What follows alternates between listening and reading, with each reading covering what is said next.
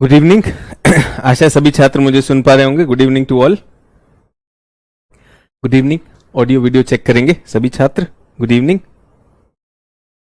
Good evening and welcome. एक और सप्ताह अब हम नई क्लास के साथ, और आशा है आपको वीकेंड पर अवसर मिला होगा। जहां भी आपके कप में क्रैक आ रहा था या आपको लग रहा था आत्मविश्वास थोड़ा कम है, तो वो पूरा हुआ होगा। आज हम पृथ्वी के थोड़े आंतरिक संरचना पर बात करना शुरू करेंगे। पृथ्वी, हमने जहां क्लास आखिरी की थी उसमें पृथ्वी का निर्माण हो चुका था। पृथ्वी, जैसा कि हमने कहा कि बहुत सारी निहारिका में बहुत सारे कणों में जब धीरे धीरे संगठन हुआ, आपस में टकराए भी, ठीक है, और जिस तरह से वो जुड़े भी, जिसको हमने कहा एक्रीशन। एक्रीशन ऐसा कुछ याद है या नहीं याद है? हमेशा कहने की कोशिश तो की है, अच्छी बात है हमेशा।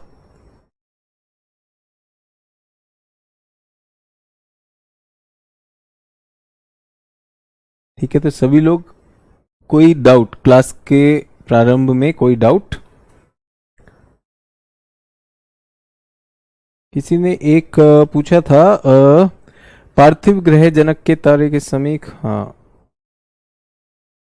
एनसीईआरटी की भाषा में कुछ ऐसी बात थी कि एनसीईआरटी की भाषा वो समझ नहीं पा रहे थे। तो एनसीईआरटी की जो भाषा है वो मैंने क्लास में ही उस पर भी बात की है, तो आशा है आपको एक बार रिपीट करेंगे तो निश्चित रूप से समझ में आ जाएगा।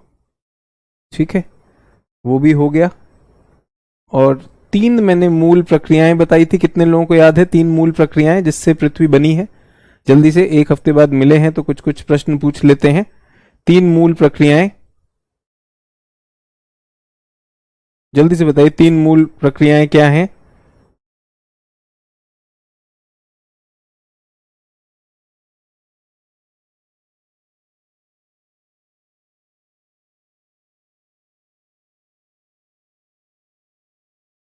बिल्कुल, एक्रीशन आ गया, कोहेशन, ठीक है,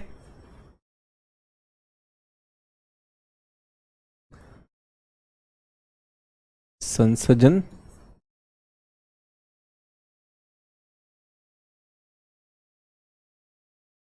अंग्रेजी में हमने इसे कहा एक्रीशन। एक्रीशन, अंग्रेजी में एक्रीशन याद रखेंगे। और इससे ग्रह बना है तो इसको क्या मैं लिख सकता हूं? ग्रहीय, प्लैनेटरी एक्रीशन।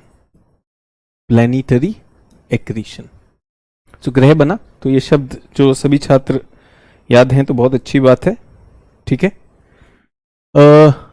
ये हमारी पहली प्रक्रिया है। उसके बाद हमने कहा विभेदन। विभेदन का मतलब डिफरेंशिएशन, अंग्रेजी में डिफरेंशिएशन। ये विभेदन किस वजह से होता है, किन कारणों से होता है? ये घनत्व पे आधारित भी हो सकता है और तापीय भी हो सकता है। घनत्व आधारित व ताप जनित भी हो सकता है। तो temperature differentiation and density differentiation. और तीसरा हमने कहा गैस उत्सर्जन, उसी पर आज बात भी करेंगे। डीगैसिंग। 3 प्रक्रियाएं, आधारभूत प्रक्रियाएं हैं। जिन भी छात्रों को याद हैं शब्द तो बहुत अच्छी बात है। ठीक है, बहुत अच्छी बात है। तो मोटा मोटा तो ये आपको समझ में आ गया। सर, लोक प्रशासन ऑप्शनल आप कब पढ़ाएंगे? देखिए, क्या क्लास से हट के बात करेंगे तो फिर क्लास का आप लाभ नहीं ले पाएंगे। बहुत अच्छी बात है। प्रिंस राठौर कह रहे हैं कि हमने बहुत अच्छे से रिवाइज कर लिया, तो आगे बढ़ते हैं इसी में। तो हमने देखा इस प्रक्रिया से क्या बना? इस प्रक्रिया से बना प्रोटो प्लैनेट, शिशु ग्रह बन गया, प्रोटो प्लैनेट बन गया। कैसे बना? छोटे छोटे टुकड़े आपस में टकरा गए और वो जुड़ते चले गए। ठीक है, बहुत से छात्रों ने मुझसे पूछा, और मैं आपसे भी ये सवाल पूछना चाहता हूं कि कितने लोग मुझे ये बता पाएंगे। देखिए, हाइड्रोजन और हीलियम, जो हमने देखा कि 95% ब्रह्मांड हाइड्रोजन गैस से बना और 5% हीलियम से बना। ठीक है, सभी लोग मेरे साथ? यहां तक क्लियर? ये बना है, ये हमने देख लिया। ये सब कहां पर थे? सौर निहारिका में थे। और जो भी बने ये सब कहां से निकले हैं? ये बिग बैंग से निकले, बिग बैंग से निकले। यहां तक मुझे भी समझ आया, सब कुछ मुझे ठीक लग रहा था जब मैं इसे पढ़ रहा था। बट मेरे दिमाग में एक सवाल आया कि पृथ्वी पर तो बहुत सारे पदार्थ हैं। ये पूरा का पूरा पीरियोडिक टेबल याद है ना?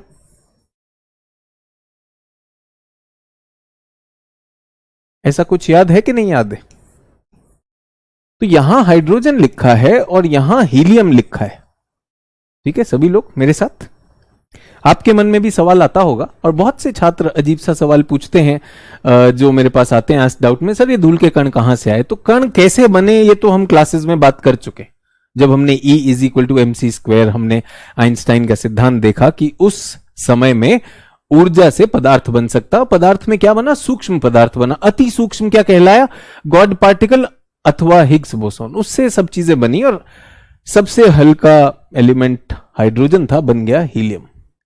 लेकिन हमारे पास तो लोहा भी है, आयरन भी है या नहीं? सोडियम भी है, जिससे नमक जो होता है कि नहीं होता है? ऑक्सीजन भी कहीं पर आएगा। तो ये सब कहां से बने? यूरेनियम भी है, नाभिकीय। तो ये सब कहां से बने एलिमेंट? जल्दी से बताइए कोई।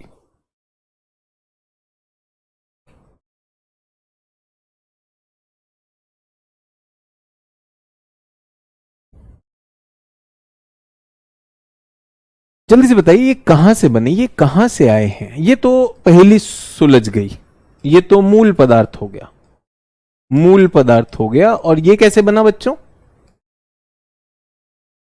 संलयन से बन गया। दो तो बन गए, एक टिक और एक और टिक। उसके आगे की कहानी कैसा लगता है? सर डी गैसिंग से बनी, पृथ्वी के आंतरिक क्रियाओं से बनी। बहुत अच्छी बात है, सब सोच रहे हैं, अच्छी बात है, गलती करना कोई प्रॉब्लम नहीं है, सोचिए। वॉल्केनो से बनी। अच्छा एक बात बताइए मुझे सभी लोग सर कि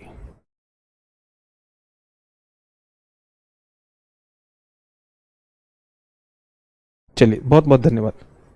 तो अभी तक अधिकांश उत्तर सही नहीं है, अभी तक अधिकांश उत्तर सही नहीं है। क्या आप उत्तर जानना चाहेंगे? क्या आप उत्तर जानना चाहेंगे? हाँ या ना? हाँ या ना? तो बिना लिखे, कोई चिंता ना करें, एक सिद्धांत दे दूं, समझ में आएगा? हाँ या ना? क्योंकि बहुत से लोग कह रहे हैं चट्टानों से बने, सर रॉक से आया, सर ज्वालामुखी से आया, वोल्केनो से आया। भाई जब सारी चीजें इसी से बनी हैं तो ये कहां से आ गए? इससे चट्टान कैसे बनी? हाँ या ना? जानना चाहेंगे? सर शायद जब पृथ्वी ठंडी होने लगी शायद तापांतर से निकले होंगे। बेटा तापांतर से हाइड्रोजन से यूरेनियम तो नहीं बनेगा ना, आयरन तो नहीं बनेगा। ठीक है, बता दूं? यस बता दूं? रिएक्शन। अब बताइए, एक बात बताइए, कोई कह रहा है रिएक्शन, रासायनिक रिएक्शन, अगर हम कहें केमिकल रिएक्शन, रासायनिक प्रक्रिया हुई, रासायनिक रिएक्शन। बताइए कौन सी प्रक्रिया जो है हाइड्रोजन को यूरेनियम में बदलती है? U-235 या 238, कौन सी बदलती? जल्दी बताइए। बदलती है कोई? नहीं बदलती ना? चलिए अब ध्यान दीजिएगा, अब लिखना नहीं है, ध्यान दीजिए। तो कहीं से नहीं आए, कहीं से नहीं आए, बने हैं, ये भट्टी में बनेंगे। ध्यान दीजिएगा, बहुत ध्यान से सुनिए। और ये विज्ञान का सिद्धांत है, भूगोल में इसलिए बता रहा हूं ताकि आपकी एक बौद्धिक क्षमता का विकास होगा। और धीरे धीरे जो आपके मन में आता है, सर सब जगह तो हाइड्रोजन था, सर यहां पर तो कुछ और भी मिलता है, तो समझिए पहले कहां से बने। तो एक बात मैं बता दूं कि हमारा जो, अभी लिखेंगे नहीं, सभी लोग ध्यान दीजिएगा, हमारा जो सूर्य बना है ये 5 अरब साल पहले बना, 5 अरब साल पहले बना। और जो बिग बैंग हुआ है वो कब हुआ? 13.5 अरब साल पहले, 13.7। तो क्या हम कह सकते हैं ब्रह्मांड सूर्य से तो ज्यादा आयु का है? तो यानी सूर्य से बहुत पहले हाइड्रोजन, हीलियम और बहुत सारे तारे बन चुके होंगे और नष्ट भी हो चुके होंगे। हाँ या ना? जल्दी से बताएं, हो चुके? ठीक है, यहां तक बहुत सारे बन चुके। अब सूर्य को हटा रहे, पृथ्वी को हटा रहे, सब कुछ हट गया। अब हम ब्रह्मांड में आ गए, वापस ब्रह्मांड में आ गए। तो तारा क्या करता है बच्चों? तारा होता है हाइड्रोजन प्लस हाइड्रोजन प्रक्रिया, संलयन प्रक्रिया, संलयन, और क्या बना? हीलियम। जब हीलियम समाप्त हो जाएगा, हीलियम, हीलियम, संलयन, लिथियम। कुछ कुछ कुछ कुछ हिंट मिली कैसे बना? हीलियम, हाइड्रोजन, हीलियम, फिर लिथियम बन जाएगा। लिथियम के बाद फिर और आगेगा कार्बन बन जाएगा। कौन सी प्रक्रिया से बन रहा है बच्चों? जल्दी बताइए, कितने लोगों को थोड़ा सा अंदाजा हुआ? थोड़ा सा हिंट दे रहा हूं, मुझे पता है सब समझदार है, थोड़ा सा हल्का सा हिंट देंगे, है ना? तो कुछ लोगों ने कहा रासायनिक प्रक्रिया। रासायनिक प्रक्रिया से नहीं हुआ। ये कौन सी प्रक्रिया है बच्चों? न्यूक्लियर रिएक्शन है ये, न्यूक्लियर यानी नाभिकीय प्रक्रिया।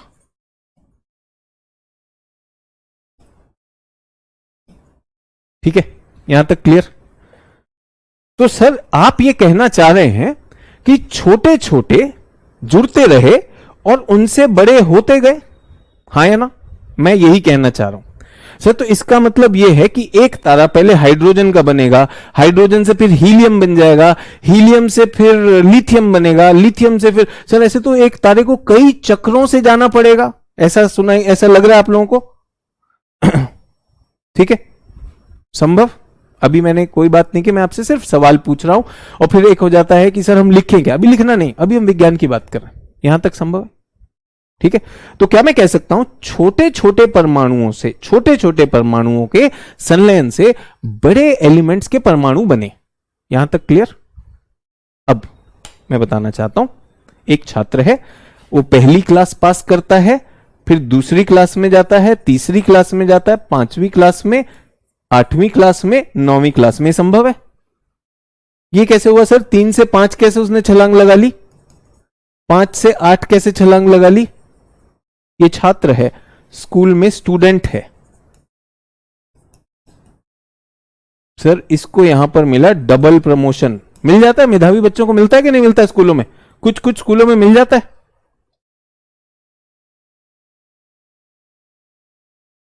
कभी कभी मिल जाता है कि नहीं मिल जाता है? ठीक है, तो मैं अभी आप सबको इसी छात्र के बारे में बात बताने वाला हूं, ध्यान दीजिएगा। यहां तक हाँ या ना, यस और नो, जल्दी से बताइए। तो नाभिकीय प्रक्रिया से छोटे परमाणुओं से बड़े परमाणु बन रहे हैं। कृतिका कह रही सर मुझे डबल प्रमोशन मिला, अच्छी बात है। हाँ या ना, यस और नो? चलिए सर, यहां तक तो क्लियर हो गया। अब मैं आपको एक विशेष चीज बताना चाहता हूं, विशेष चीज, विशेष चीज। आपको सुपरनोवा याद है? सुपरनोवा विस्फोट कब होता है? ये जल्दी बताइए, सुपरनोवा कब होता है? एक तारे के जन्म चक्र में सुपरनोवा कब होता है? कितने लोग बता सकते हैं? कितने लोगों को याद है जिन्होंने रिवाइज किया होगा? तारा पैदा होता है, उसके बाद उसका हीलियम खत्म हो जाता है, उसके बाद उसका बाहरी आवरण बढ़ने लगता है, केंद्र अंदर जाता है। विस्फोट किस में होता है सर? जो तारा चंद्रशेखर सीमा से ज्यादा, देखिए आपका टेस्ट भी हो रहा है, ध्यान दीजिए। कुछ लोग कहते हैं सर टेस्ट होना चाहिए। जी सर, रेड जायंट है, लाल दानव बन चुका है और 1.4 सूर्य के द्रव्यमान से ज्यादा वाला है, तो वो फटेगा, फटेगा। यहां तक क्लियर? पिछली ही क्लासेस अभी रिपीट हो रही हैं, पिछली क्लास का विज्ञान आपके साथ लाकर आपकी एक सोच विकसित कर रहा हूं, बहुत अच्छी बात है। लाल दानव 1.4 से ऊपर फट गया। सुपरनोवा एक विशेष घटना है, बहुत विशेष घटना है सर। क्या विशेषता है इसकी बच्चों? यहां पे बहुत सारा तापमान, बहुत ज्यादा तापमान जनित होगा, बहुत सारी ऊष्मा निकलेगी और बहुत सारा दबाव होगा सर। तो उससे हमें क्या लेना देना? उससे आपको याद है क्या होता है? पहले हाइड्रोजन बनता है, हाइड्रोजन से क्या बनेगा? हीलियम बनेगा, हीलियम से क्या बनेगा? लिथियम, लिथियम से क्या बनेगा? कार्बन या बोरॉन, ऐसा है ना? ये सीधा प्रमोशन होकर सीधा ये आयरन भी बना सकता है, डबल प्रमोशन। यहां पर क्या होता है? एलिमेंट्स का निर्माण, बड़े परमाणुओं का निर्माण, विशेष संलयन हो जाता है। बड़े बड़े परमाणु बन गए। तो जो भी आपने देखा भाई, बाद में क्या बन गया सर? ऑक्सीजन बन गया, ऑक्सीजन बन गया, फ्लोरीन बन गया, नियॉन बन गया, सब कुछ बन गया।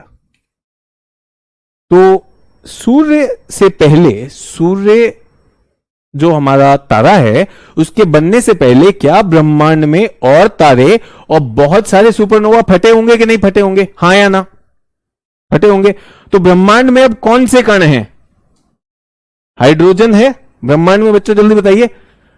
हाइड्रोजन, हीलियम प्लस अन्य पदार्थ। हाइड्रोजन कितना? 95%। ये कितना?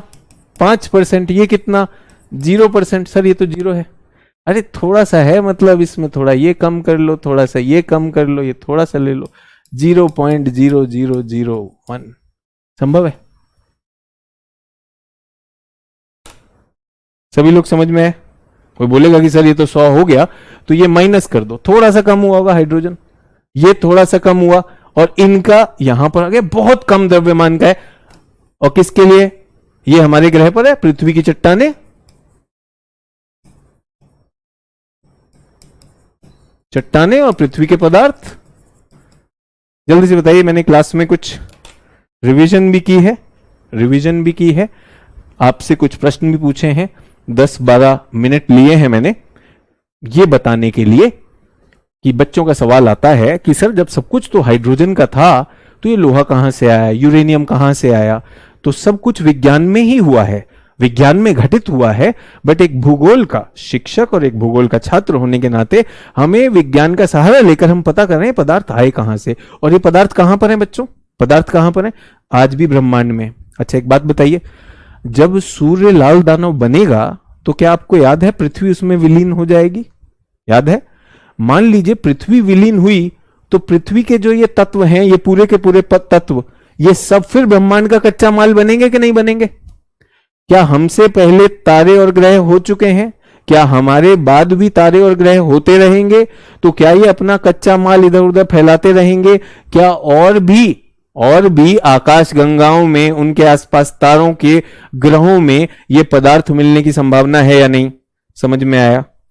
अगर समझ में आया तो वाह कर दीजिए, इसलिए नहीं कि मुझे वाह चाहिए, कई बार यस और नो से पता नहीं चलता, सभी में यस यस यस आ रहा होता है, इसलिए वाह और आ कर देता हूं। हाँ सर ये तो समझ में आ गया, समझ में आ गया। और काम की बात बताइए, ऐसा नहीं है कि कुछ छात्र ने कहा सिर्फ बात ही कर रहे हैं, नहीं भाई ये काम की बात है, क्योंकि इसके बाद आज ही हम बात करेंगे पृथ्वी की आंतरिक संरचना में, चट्टानों पे जाएंगे, ठीक है। तो इससे क्या हुआ, छोटे छोटे परमाणु, ये बिल्कुल धीरे धीरे गति पे चलना था। पहले हाइड्रोजन खत्म होगा, फिर हीलियम बनेगा, हीलियम खत्म होगा, फिर लिथियम बनेगा, बिल्कुल बन रहे थे। लेकिन एक हमारे पास फास्ट फॉरवर्ड का बटन है। फास्ट फॉरवर्ड मतलब त्वरित भट्टी में तेजी से निकल कर आएगा, तो वो ये समझ में आ गया। चलिए सर, तो फिर हमसे पहले भी इंसान होगा सर शायद। ये देखो ये वाली जो कल्पना वाले हैं ना कि सर हमसे पहले कोई इंसान होगा, कहां होगा, कैसे होगा, इस कल्पना का कुछ कर सकते हैं? कल्पना तो वो आदि पुरुष के निर्माताओं ने भी की, वैसी कल्पना कुकल्पना है वो। सर क्या ये पदार्थ पृथ्वी के अलग और किसी प्लेनेट पर हैं? अब आप सोचिए, इसका जवाब कौन छात्र देगा कि सर क्या पृथ्वी के अलावा ये पदार्थ कहीं और है? पृथ्वी का कॉपीराइट है क्या? आप बताइए, अगर ये पूरे ब्रह्मांड का कच्चा माल है, तो इस कच्चे माल से जो भी तारा इनको अपने पास खींच लेगा, जाएगा कि नहीं जाएगा?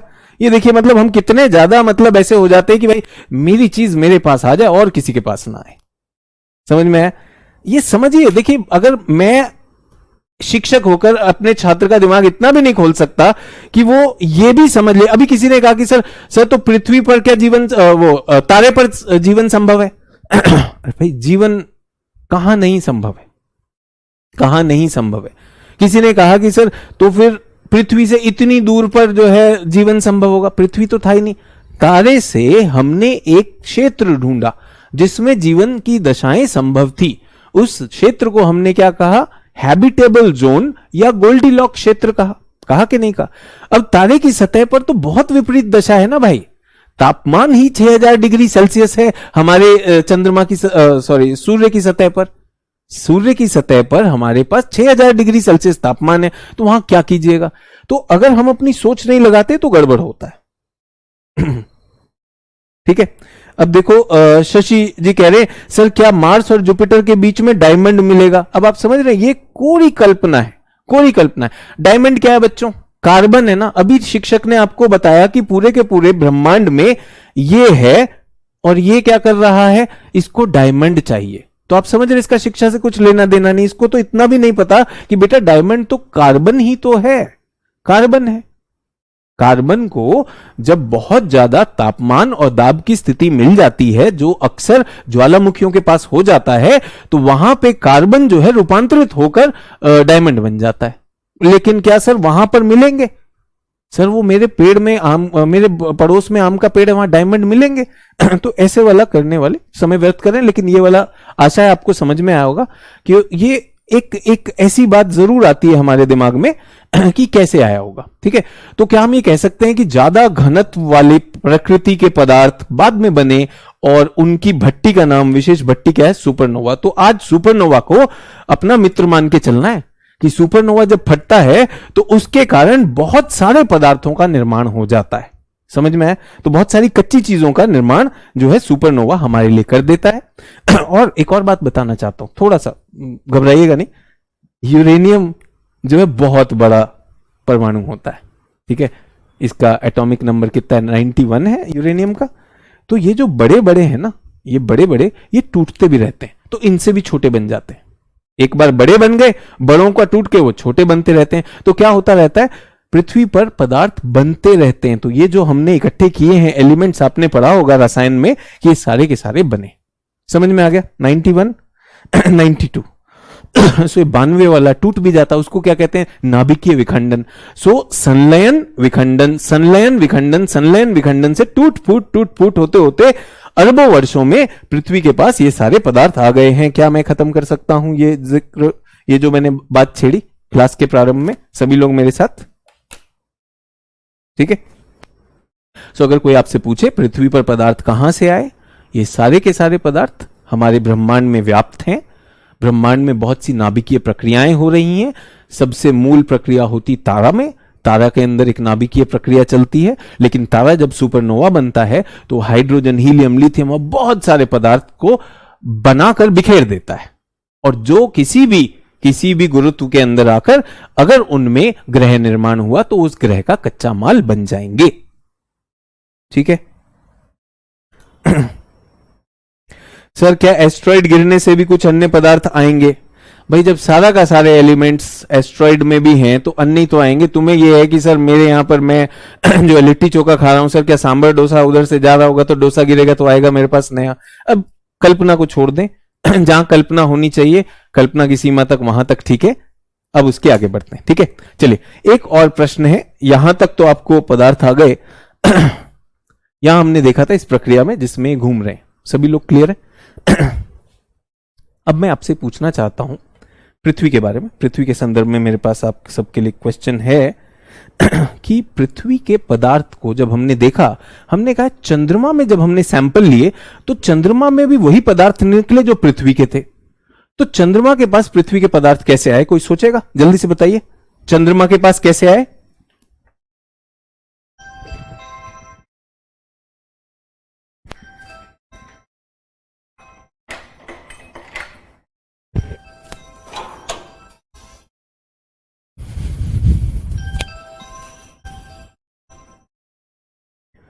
मेरे ख्याल से इसका उत्तर भी आप लोगों ने वीकेंड पे लिया होगा। सर उसी से तो टूट कर अलग हुआ। अर्पिता दुबे जी एकदम, मतलब ऐसा लग रहा है अर्पिता जी पढ़ रही हैं, बहुत बहुत अच्छी बात है। सर उसी से तो टूटा है। सर आप ही ने तो बताया था कि पृथ्वी जो थी, पृथ्वी जब छोटा सा ग्रह थी, शिशु ग्रह थी, और जब बन रही थी उस समय थिया नाम का एक ग्रह उससे टकरा गया। थिया नाम का ग्रह टकराया, और जब वो टकराया तो पृथ्वी का कुछ हिस्सा, कुछ भाग पिघल गया और उससे बाहर आ गया। लेकिन पृथ्वी के गुरुत्वाकर्षण के कारण पृथ्वी के चारों तरफ कक्षा करने लगा। उससे क्या बना? चंद्रमा बना। तो इसलिए चंद्रमा में आज भी बहुत से पदार्थ पृथ्वी से जुड़े हुए हैं। सभी को समझ में आया?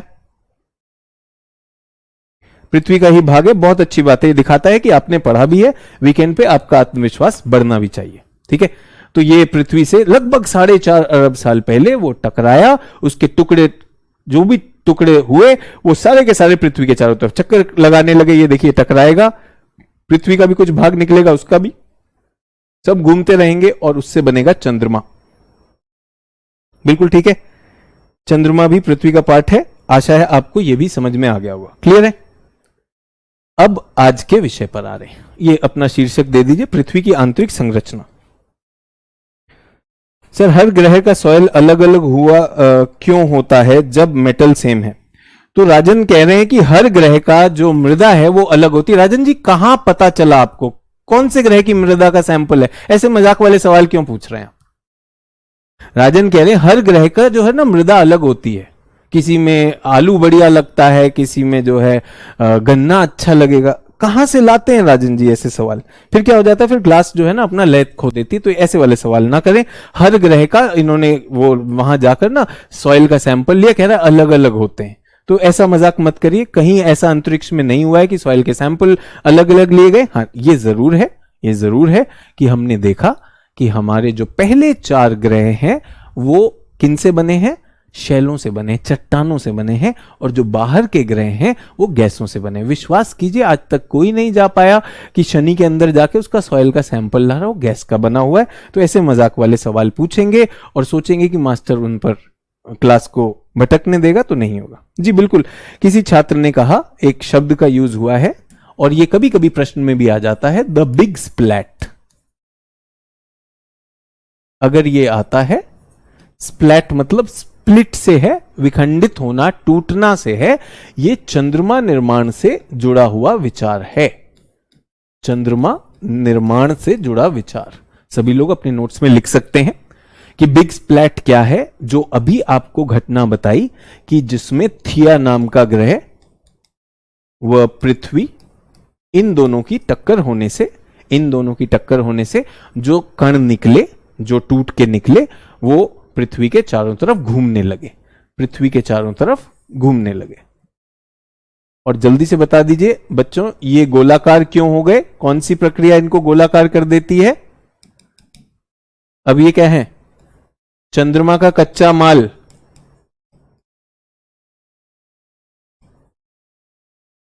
कौन सी प्रक्रिया? अब तो सबको समझ में आ गया, जल्दी से नाम बता देंगे। कौन सी प्रक्रिया से ये सब आपस में टकराए होंगे, पिघला होगा, फिर ये इकट्ठे हो गए?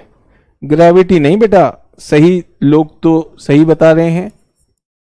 संसर्जन, संघटन, एक्रीशन। बच्चे क्यों ये शब्द नहीं ले रहे हो? अब आपकी भाषा का वो हो जाना चाहिए, ठीक है?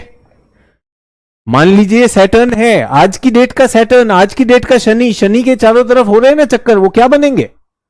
संसर्जन और संगठन से वो ग्रह बन जाएंगे। बहुत अच्छी बात है। हो सकता है पहली सोच में आपको ना आया हो, 1-2 छात्रों के उत्तर से, अच्छा ये तो मुझे भी आता है, ठीक है?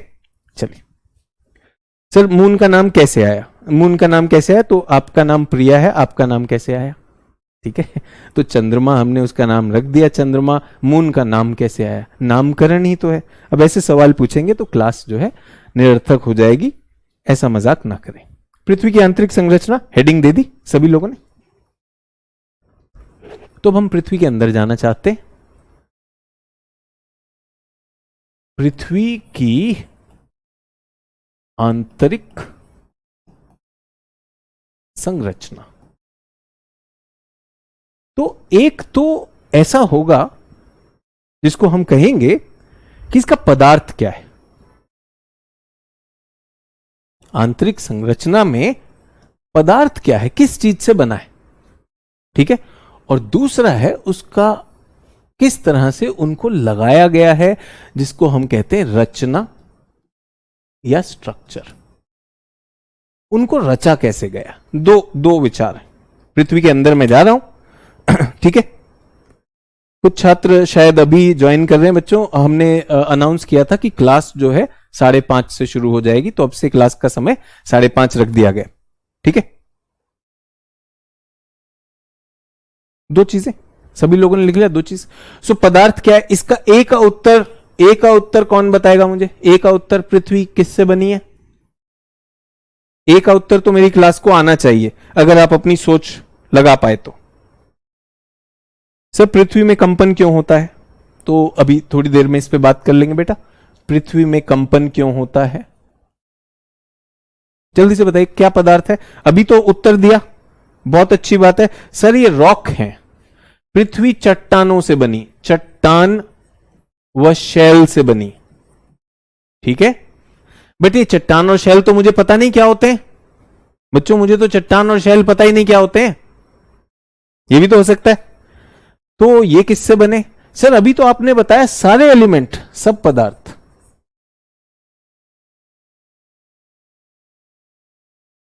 एलिमेंट, ये तो इनसे बने, एलिमेंट से बने कि नहीं बने? सर अभी तो हमने बात की ना, सभी बच्चों बात की एलिमेंट से। देखिए कितने अच्छे, अच्छा आप लिख रहे हैं सर, वो सुपरनोवा में आपने कहा एलिमेंट्स, हाँ, लेकिन हमारे एलिमेंट्स कौन से थे? Rocky elements. तो हम रॉकी एलिमेंट से बने। सो हम किससे बने हैं? रॉकी एलिमेंट से बने। सर ये रॉकी एलिमेंट क्या होते हैं? देखिए हम गैसीय हल्की चीजों, तत्व हमारे पास ज्यादा नहीं है। Rocky element silica, aluminium, iron, metal, धातु, ये सब चीजों से बने। सभी लोग मेरे साथ चलिए। तो इसमें मैं सभी लोगों को कुछ शब्दों का एक परिभाषा देना चाहता हूं। तो पहला तो एक पदार्थ हो गया एलिमेंट।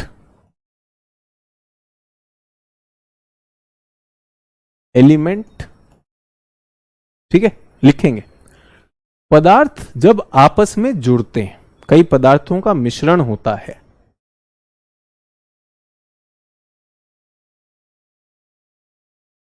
मिश्रित व रासायनिक प्रक्रियाओं से द्वारा क्या बनते हैं? खनिज बन जाते हैं। तो एलिमेंट्स, एलिमेंट से क्या बनते हैं? मिनरल्स। सभी लोग मेरे साथ पहले लिख लीजिए, फिर मैं इनको बता भी दूंगा। तो पहले तो एलिमेंट्स है, एलिमेंट्स कहां से आए? ब्रह्मांड से आए।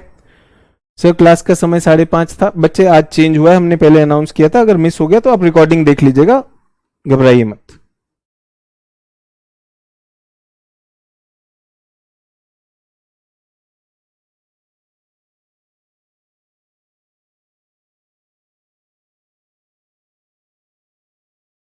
एलिमेंट्स लिख लिया सभी लोगों ने? जब आपके एलिमेंट्स मिलते हैं तो वो क्या बनाते हैं? खनिज बनाते हैं, ठीक है। सो जल्दी से बताइए कितने एलिमेंट्स आप जानते हैं? पीरियोडिक टेबल में कितने एलिमेंट हैं? रसायन में 108 है या 118 है? 118 पाए जाते हैं। कितने? 118, 118 एलिमेंट, ठीक है। ये मिल जाएंगे, ये मिल जाएंगे, आपस में मिल सकते हैं। तो आपको बता दूं पृथ्वी पे लगभग 5000 प्लस प्रकार के खनिज। सभी लोग मेरे साथ? सो एलिमेंट क्या है? एलिमेंट तो पदार्थ है। उदाहरण दे रहा हूं भाई, हाइड्रोजन एक एलिमेंट है, हीलियम एक एलिमेंट है, सिलिका एक एलिमेंट है, ऑक्सीजन एक एलिमेंट है, आयरन एक एलिमेंट है, ठीक है, ध्यान दीजिएगा। H2S हाइड्रोजन सल्फाइड, ठीक है। कॉपर सल्फाइड, कॉपर में सल्फर जुड़ गया, ये हो गया। सियाल आपने सुना है? सियाल या SiO2 silicon dioxide, silicon dioxide चलेगा। कार्बन डाइऑक्साइड सभी ने सुना है। खनिज हो गए। प्रकाश कह रहा है आखिर में पानी कहां से आया? पानी क्या है बच्चों? H2O। तो ये मजाक क्यों कर रहे हैं? H2 और O है ना, जो यहां पर बात हो रही है उस पर बात करें। पृथ्वी के अंदर जा रहे हैं तो नया शब्द मिला सभी लोगों को। खनिज क्लियर सभी छात्र? सभी छात्र क्लियर? खनिज क्या होता है, मिनरल क्या होता है, सभी छात्र क्लियर? एलिमेंट क्या होता है? एक बात बताइए, एलिमेंट हर ग्रह पर होंगे, कुछ ना कुछ तो पहुंचेंगे। सर क्लास का टाइम नहीं करेंगे, ठीक है, यहां तक हो गए। अब एक और चीज पर आना चाहता हूं, खनिज।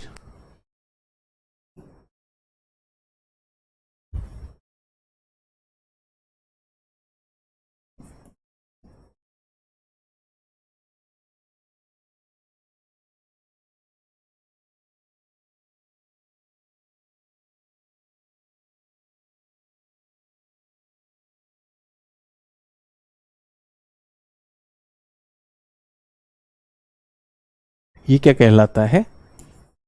रॉक कहलाता है, जिसको हम शैल या चट्टान कहते हैं। आप सबके लिए लिख दिया है, मैं स्क्रीन से हटता हूं और आप लिख लीजिए जल्दी से। सभी लोग देख पा रहे? चट्टान किससे बनती? खनिजों से बनती है। खनिज किससे बनते हैं? पदार्थों से बनते हैं। पदार्थों का मिश्रण और रासायनिक प्रक्रिया होनी चाहिए। यह निश्चित मात्रा का मिश्रण है, निश्चित मात्रा में मिश्रित, ऐसा नहीं कुछ भी मिला दिया। यहां तक क्लियर? मुश्किल तो नहीं है? बबलू कुमार बार बार पूछे चंद्रमा क्यों इतना चमकता है। बबलू कुमार क्लास पे फोकस करिए, समय में व्यर्थ करिए।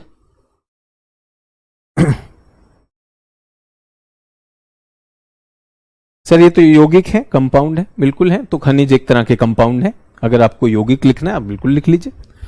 आपने मिश्रण और यौगिक में अंतर पढ़ा है, कुछ बच्चे रसायन जानते हैं, ठीक है? यहां तक क्लियर? पृथ्वी किससे बनी है जल्दी से बताइए? ए बी सी से।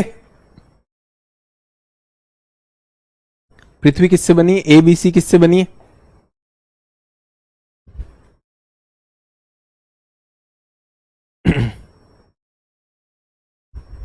पृथ्वी बहुत से लोग बोल रहे हैं सी से बनी। सी से बनी है। सी में खनिज भी निहित है और पदार्थ भी। अच्छा, आपको कितने याद करने होंगे जल्दी से बताइए? आपको कितने याद करने होंगे? तो बच्चों मैं बताना चाहता हूं, ध्यान दीजिएगा, ध्यान दीजिएगा। 10 प्रमुख खनिजों से पृथ्वी के चट्टानें बनी है। पृथ्वी की चट्टानें 10 प्रमुख खनिजों से बनी है। तो आपको बिल्कुल भी सारे खनिज याद नहीं करने हैं, पदार्थ भी आपको सारे के सारे एलिमेंट्स थोड़ी याद करने हैं। आपको पीरियोडिक टेबल, आप रसायन तो पढ़ नहीं रहे, ये भूगर्भ शास्त्री को आना चाहिए, ये हमें पता होना चाहिए। और इन दोनों का नाम क्या है? दो सबसे ज्यादा इंपॉर्टेंट जो है उनका नाम बता रहा हूं।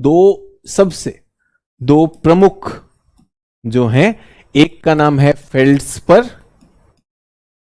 और दूसरे का नाम है क्वार्ट्ज। फेल्ड्स्पर और क्वार्ट्ज से क्या बने?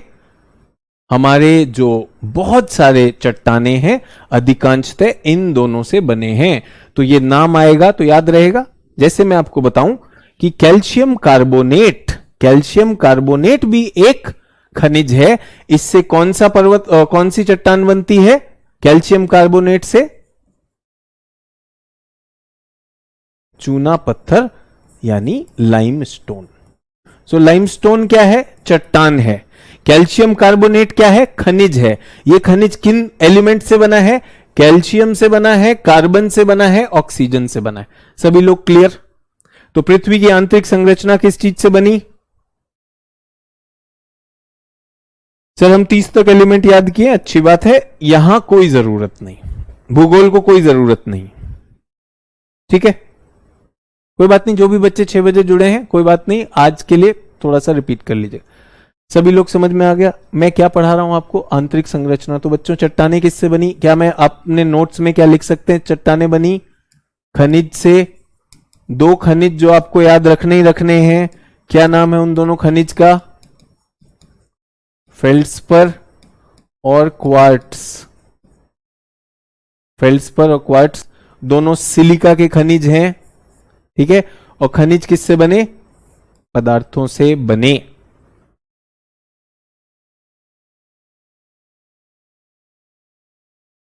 मेंटल रॉक से बने, सारे के सारे, सभी सतहों की बात कर रहा हूं।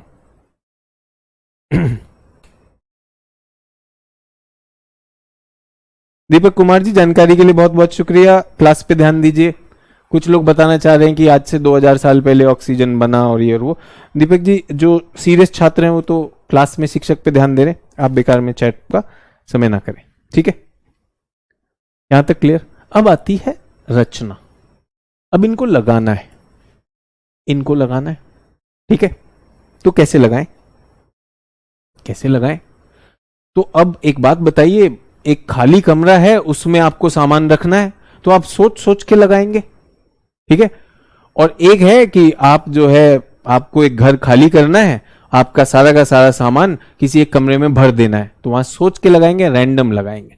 तो पृथ्वी की जो रचना है, जो अंदर जो उसकी रखा गया, ये रैंडम हुई या रैंडम मतलब इसमें कोई भी ऑर्डर नहीं है, या बहुत सोच समझ के साथ ऑर्डरली हुई? जल्दी से बताइए, रैंडम हुआ या ऑर्डर हुआ?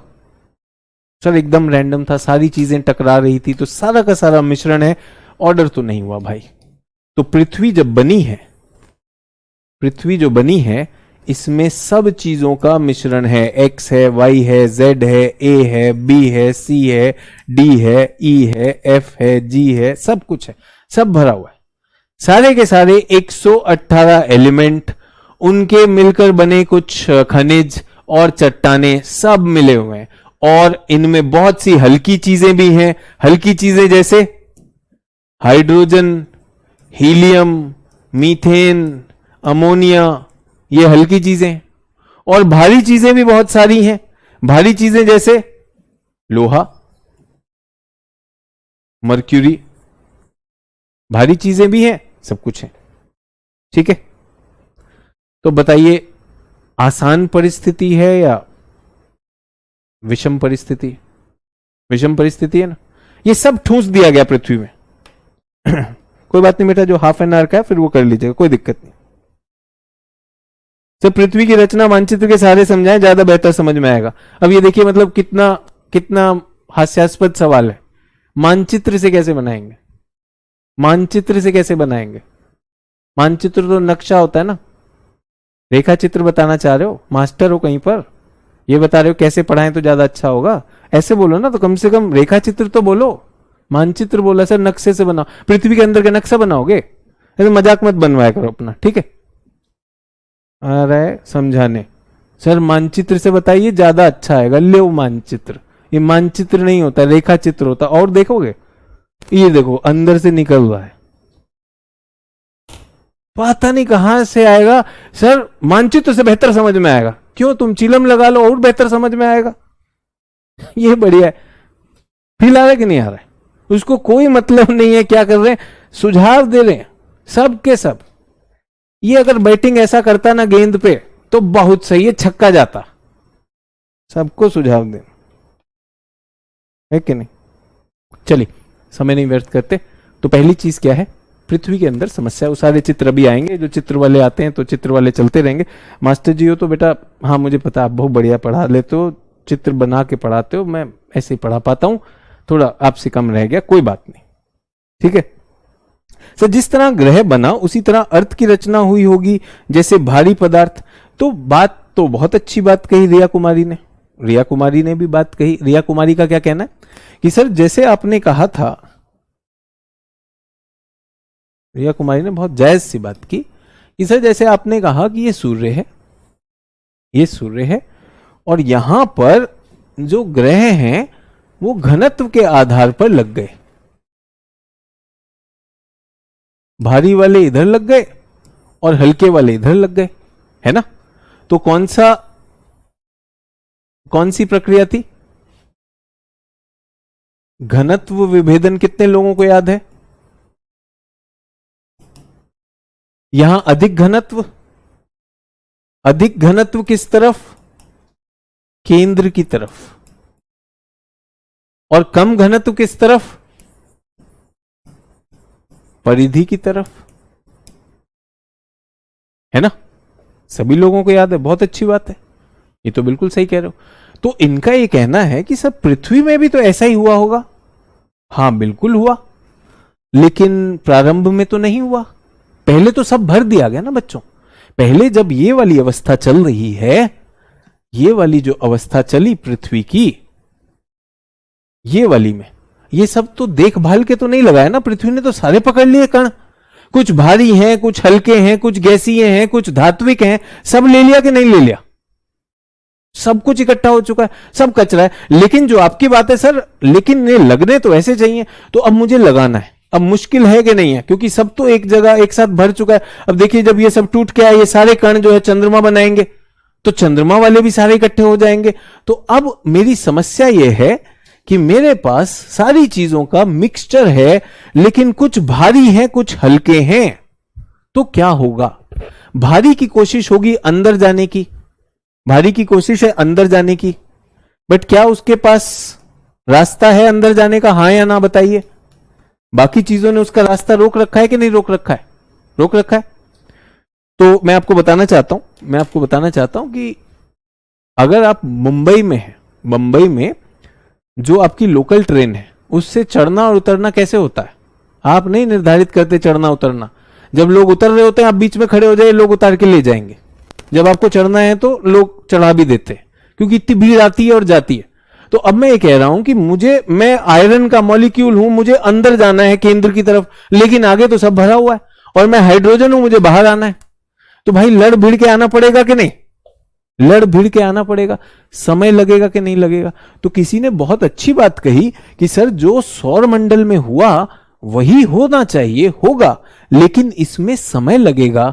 तो पृथ्वी की आंतरिक संरचना के बनने में, पृथ्वी की आंतरिक संरचना के बनने में थोड़ा समय लगेगा। तो मैं क्रम, मैंने शायद पहले भी बताया है, इसको बना लेंगे।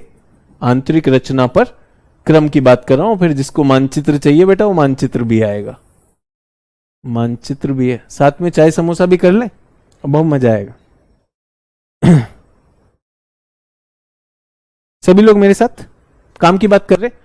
तो पृथ्वी के अब अंदर, ये तो समझ में आ गया पदार्थ क्या क्या जा रहा है। पदार्थ वही आया जो ब्रह्मांड से आया, सारे के सारे एलिमेंट आ चुके हैं, 118 आ चुके हैं। आने के बाद वो आपस में रासायनिक रूप से मिल भी गए तो खनिज भी बन गए हैं, कुछ चट्टान भी बन गए, कुछ प्योर रूप में हाइड्रोजन भी पड़ा हुआ है। अब सारे फंसे हुए, अब सारे के सारे फंसे हुए हैं, और उनको बाहर निकलना है, कुछ को अंदर जाना है, कुछ को बाहर निकलना है, कुछ को अंदर जाना है। तो पृथ्वी बन गई, मैं यहां पर लिख रहा हूं और आप भी लिखिए और मुझे बताइए क्या आप इससे सहमत हैं।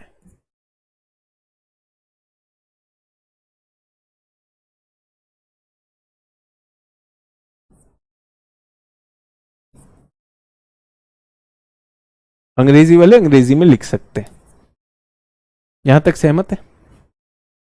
ठीक है, और इसका उत्तर भी देना। और यहीं पर ये मत सोचिए, देखिए बहुत से छात्र ऐसे सोचते हैं कि क्लास का अंत का मतलब ये है क्लास में हमने कितने ग्राम लिख लिया। आपको बहुत सारे सिद्धांत आते भी जाएंगे और दिमाग में बैठते भी जाएंगे, और जब एक बार बैठ गए तो संशय नहीं होता, बहुत ही क्लियर हो जाता है। ठीक है, तो मेरा आप सबसे पूछना है कि पृथ्वी जब प्रारंभ होता है, पृथ्वी ग्रहीय संसिजन और प्लैनेटरी एक्रीशन के कारण हुई, और यहां पर मैं लिख रहा हूं आग का गोला। और अभी टेस्ट चलेगा आपका, इसी में बताना है आपको मुझे। जो बता पाए बहुत अच्छी बात है, जो नहीं बता पाए मैं उत्तर दूंगा। पृथ्वी इतनी गर्म क्यों है? पृथ्वी इतनी गर्म क्यों है? जल्दी से बताइए। विनय बेटा समय नहीं व्यर्थ करो, फोकस करो क्लास में।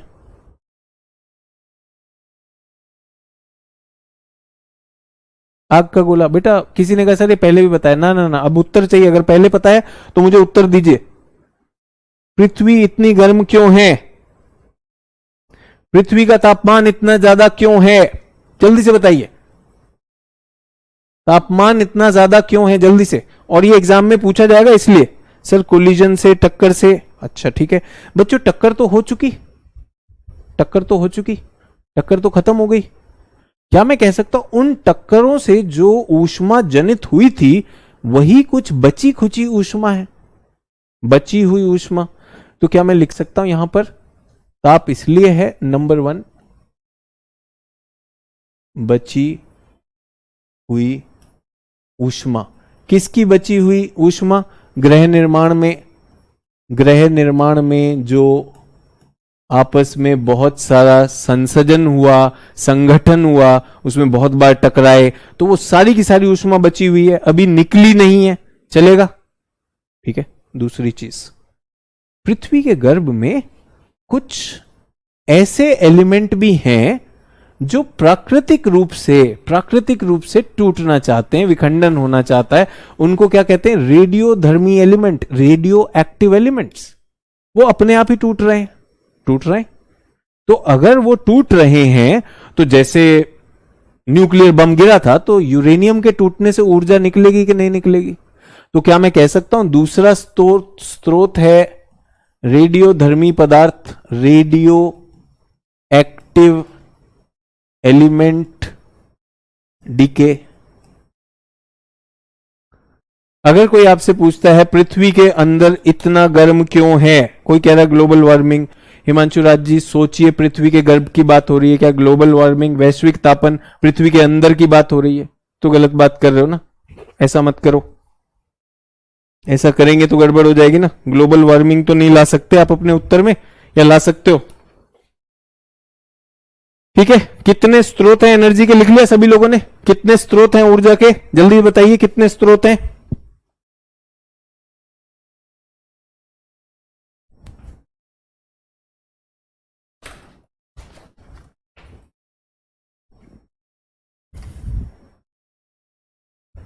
कितने स्रोत हैं? 2 स्रोत, समझ में आ गया। तो पृथ्वी के अंदर आज भी गर्मी है, आज भी गर्मी है, बहुत ज्यादा तापमान है, बहुत ज्यादा तापमान है। क्यों है? ये दोनों, ये बची हुई ऊर्जा जा क्यों नहीं सकती? अभी ट्रैप हो गई है। क्या मैं इसको कह सकता हूं कैद हो गई है, ट्रैप हो गई, अंदर फंस गई है, अंदर फंस गई। ठीक है, क्या आप जानते हैं पृथ्वी के अंदर जैसे जैसे हम जाएंगे तो और तापमान बढ़ता जाता है, ऐसा भी लिखा है। हर 32 मीटर जब आप गहरा जाते हैं तो 1 डिग्री सेल्सियस तापमान बढ़ता है, ऐसा एनसीईआरटी में लिखा है। जिनको नहीं पता है, अगर आप पृथ्वी में खड्डा करेंगे और अंदर जाएंगे तो हर 32 मीटर पर तापमान बढ़ेगा।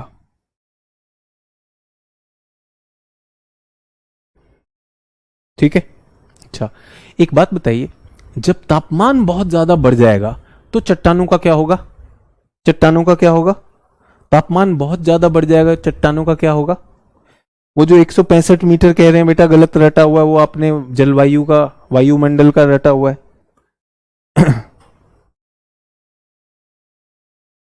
पिघल जाएंगे। तो क्या पृथ्वी के अंदर चट्टानें पिघली हुई हैं? कारण क्या है? अच्छा, सतह की चट्टानें ठोस क्यों है? सतह की चट्टानें ठोस क्यों है? जल्दी से बताइए। सर क्योंकि वो ठंडी है। ठंडी क्यों हो गई? सर समय के साथ, टाइम, कूलिंग, ठंडा हो गया, ठंडा होना शुरू हुआ। क्या ग्रह के अंदर संलयन हो रहा है? नहीं हो रहा है। जो भी ऊष्मा है थोड़ी बहुत ही है, जो भी ऊष्मा अपने अंदर का ही माल है, बट बहुत ज्यादा नहीं है, ये बहुत ज्यादा नहीं है। ठीक है, सभी लोग मेरे साथ। तो ठंडा होना शुरू हुआ, ठंडा होना शुरू हुआ तो पहले क्या ठोस होगा? बाहर ठोस हो गया, बाहर ठोस हो गया। इसको क्या कहा गया? इसको क्या कहा गया? प्राइमोर्डियल, अंग्रेजी में लिखिए, हिंदी में लिखवाऊंगा, क्रस्ट। आदिकालिक, आदिकालिक परपटी। आदिकालिक परपटी का कैसे निर्माण हुआ? आदिकालिक परपटी का कैसे निर्माण हुआ? तो जैसे पृथ्वी आग का गोला है तो ऐसा कोई बर्फ का टुकड़ा होगा। फिल्म चल रही है क्या, आग का गोला बर्फ का टुकड़ा? जो जिसकी बात कर रहे पहले वो करें। सो ग्रह बना है, अपनी बात चल रही, हम उस पर करें। ठीक है, सभी लोग मेरे साथ। अच्छा, इसमें कुछ गैसें भी थी, क्योंकि पृथ्वी अपने वायुमंडल को रोक पाई। ये क्या वायुमंडल था? इस वायुमंडल को हम क्या कहेंगे? आदिकालिक प्राइम ऑर्डियल एटमॉस्फेयर। आशा है आप लिख भी रहे हैं, एटमॉस्फेयर। ये क्या है? आदिकालिक वायुमंडल। बता दूं किससे बना हुआ है? Hydrogen, hydrogen, helium, hydrogen. पृथ्वी बन गई स्टेज 1, स्टेज 2, ये विज्ञान ने हमें बताया। यहां तक कोई डाउट?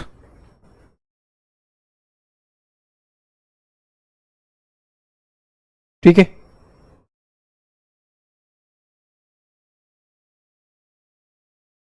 इसके अंदर क्या है बच्चों? इसके अंदर क्या है? इसके अंदर क्या है बच्चों? जल्दी बताइए। सभी पदार्थ, कुछ भारी कुछ हल्के, कुछ भारी कुछ हल्के। भारी बाहर जाना चाहते हैं, किसी ने कहा पिघली चट्टाने, चट्टाने भी हैं, गैस भी हैं, सब कुछ है। सभी लोग मुझे यहां पर क्लियर करेंगे कि क्या आप ओके हैं। हल्की चीजें बाहर जाना चाहती हैं बट वो कैद हैं, इसमें फंसी हुई हैं, और भारी चीजें केंद्र की तरफ आना चाहती हैं लेकिन सब ठसा ठस भरा हुआ है, संभावना थोड़ी कम है। ठीक है। कोई कह रहा है अंदर मेटल है, बेटा अंदर गैस भी है, अंदर गैस भी है, कैद है, वो निकलना चाहती है। सतह पर भारी चीजें भी हैं, वो भी कैद है, वो अंदर जाना चाहती है, अंदर बाहर, लेकिन अभी सब फंसा हुआ है। सभी लोग मेरे साथ, ठीक है, सभी लोग मेरे साथ। किसी ने कहा सर ये पहले भी पढ़ा है, तो इसको क्रम को तो पूरा करेंगे ना बच्चे, क्रम को तो पूरा करेंगे। वहां पर जो बात की थी वहां पे दोनों ताप नहीं बताए थे कि ऊष्मा कहां से। सभी लोग क्लियर। अब हम इसके बाद क्या करेंगे, अब होगा ये असंतुलन है, ये एक असंतुलन की स्थिति है। क्यों असंतुलन की स्थिति है? क्योंकि भाई भारी चीजें अंदर जाना चाहती हैं और हल्की चीजें बाहर आना चाहती हैं, और ये जो हाइड्रोजन हीलियम गैस है ना, ये बहुत गर्म है, इसका तापमान बहुत ज्यादा है, तो ये तो वैसे ही पृथ्वी का जो है गुरुत्वाकर्षण छोड़ना चाहती हैं, तो सब बदलेगा, सब कुछ बदलने वाला है, सब कुछ बदलने वाला। लेकिन अरेंज करने के लिए आप समझिए कई बार सड़क पे कारों का जाम लग जाता है, ट्रैफिक जाम लग जाता है, कोई भी कार हिल नहीं सकती, तो क्या करना पड़ता है, एक हटा के देखो, किसी भी तरह से एक हटाओ, उस जगह पर दूसरा आएगा, फिर तीसरा आएगा, इस तरह से करते कि नहीं करते। तो अब यहां से कुछ हटाना पड़ेगा, हटाने के लिए क्या करना पड़ेगा, कोई जगह बनानी पड़ेगी। तो सेकंड के बाद अब थर्ड आएगी पृथ्वी, जिसमें पूरी की पूरी पृथ्वी फट जाएगी, पृथ्वी की सतह फट जाएगी, और पृथ्वी की पूरी सतह पर क्या होगा, ज्वालामुखियों का उद्गार होगा। ये तीसरा स्टेज है पृथ्वी का, और इसी में हम हमारी दूसरी प्रक्रियाएं अब आना शुरू हो जाएंगी। जिन छात्रों को याद है बहुत अच्छी बात है, इन्हीं से संबंधित मैं कुछ प्रश्न भी पूछूंगा। यहां तक क्लियर?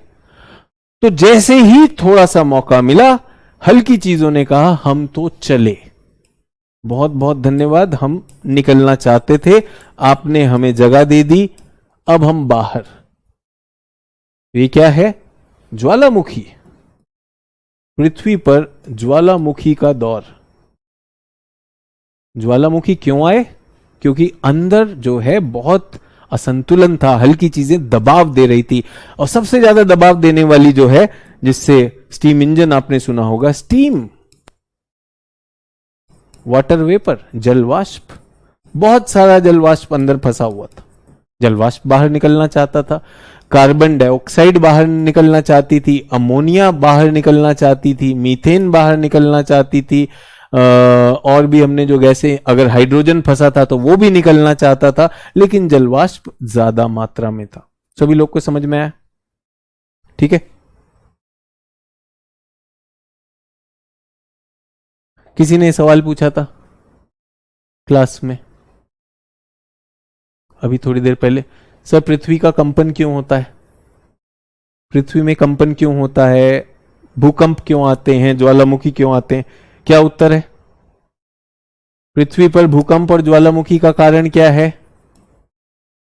कि पृथ्वी की एक आंतरिक प्रक्रिया है जो पृथ्वी को हल्का होने में मदद कर रही है। ठीक है सभी लोग? क्या नाम था इस प्रक्रिया का नाम? इस प्रक्रिया का नाम कहलाएगा डीगैसिंग। जो प्राथमिक प्रक्रिया है डीगैसिंग।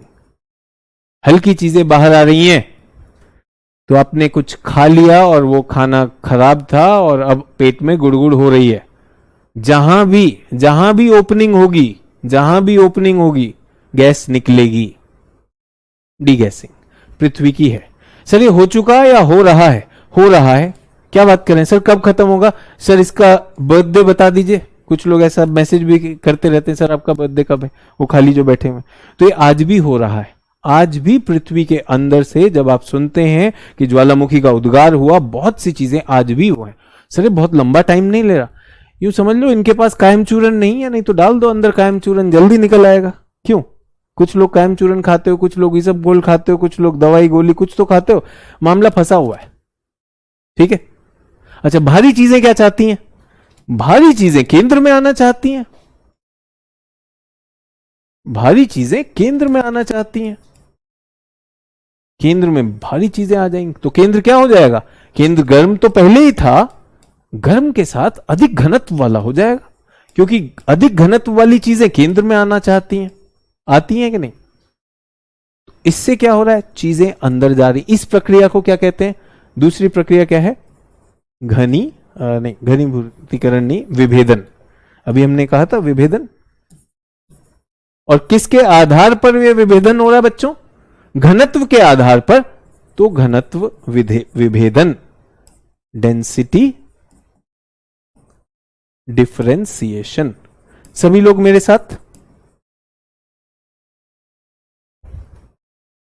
सर हाजमोला, कोई बोला हाजमोला, जो मर्जी खा लो यार, गोली डाल डाल के कर लेना, है ना। वो कौन करता है? मेंटोस में कोका कोला मिलाकर भरो, ज्वालामुखी में मेंटोस और कोका कोला।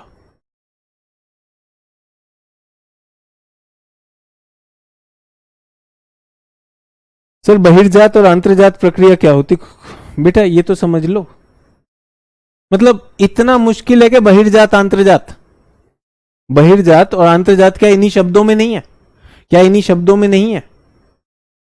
ठीक है। आपने एक गेंद उठाई और किसी को दे मारी, वो आप पर ईंट उठाकर वापस दे मारता है और आपका जो फरमा है वो टेढ़ा हो जाता है। कौन सा? बहिर्जात। ठीक है।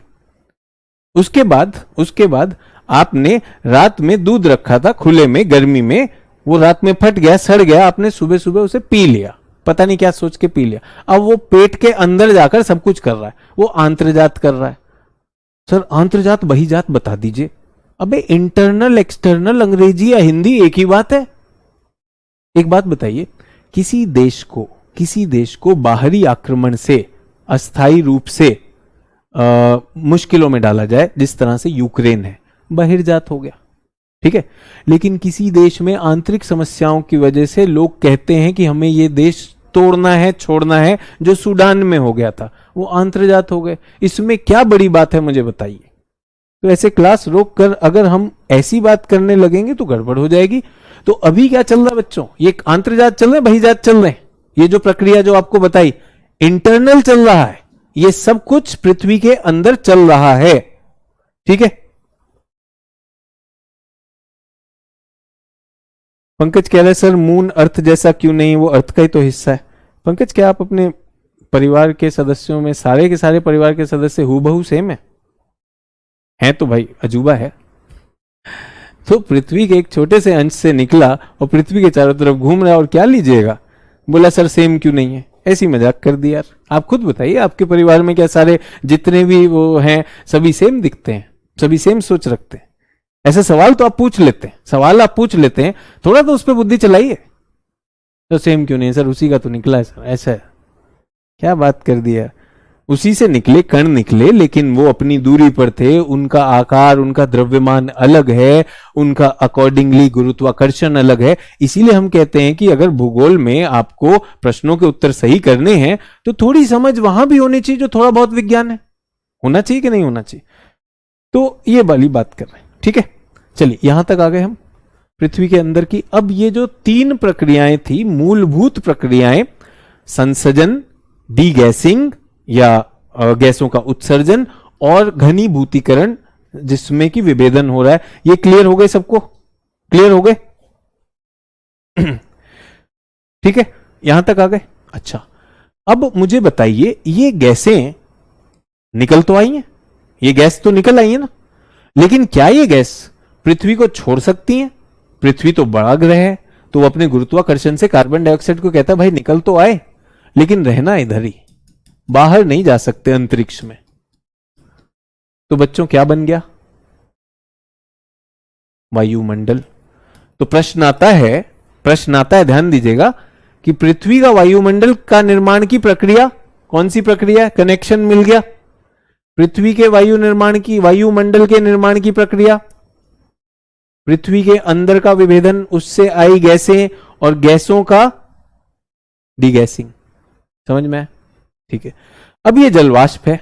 आज जब से ये हमारा बिपोरजॉय चक्रवात जब से इसने गुजरात के तट पे मारा है, तो पहले महाराष्ट्र में बारिश की, फिर गुजरात में, फिर राजस्थान में पिछले 2 दिन से चल रहा है, अब दिल्ली तक इसका प्रभाव मुझे दिखाई दे रहा है।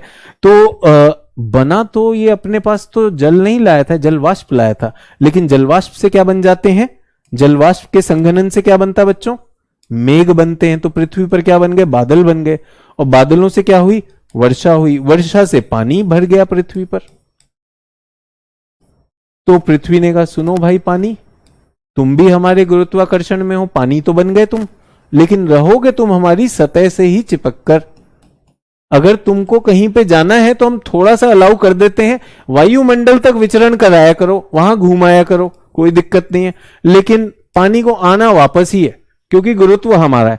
तो या तो तुम जलवाष्प बन के रहोगे या तुम जल बन के रहोगे, और ज्यादा परेशान करोगे तो ध्रुवों पे भेज देंगे, वहां जमा देंगे। ठीक है, तो ये हमारा जल भी हो गया। तो बच्चों, क्या यही प्रक्रिया से पृथ्वी को अपना जलमंडल भी मिला या नहीं मिला? सो 2 अहम मंडल, वायुमंडल और जलमंडल। वायुमंडल और जलमंडल दोनों किससे आए? किस प्रक्रिया से आए? डीगैसिंग से आए। तो यही प्रक्रिया, इंपॉर्टेंट प्रक्रिया। किसी ने कहा सर विश्व भूगोल में आपने इस पे चर्चा की थी, लेकिन अब तो हम बात कर रहे हैं ना, हमारे मंडल भी बनने हैं और उस प्रक्रिया को भी बनना है, पृथ्वी की आंतरिक संरचना को भी बनना है।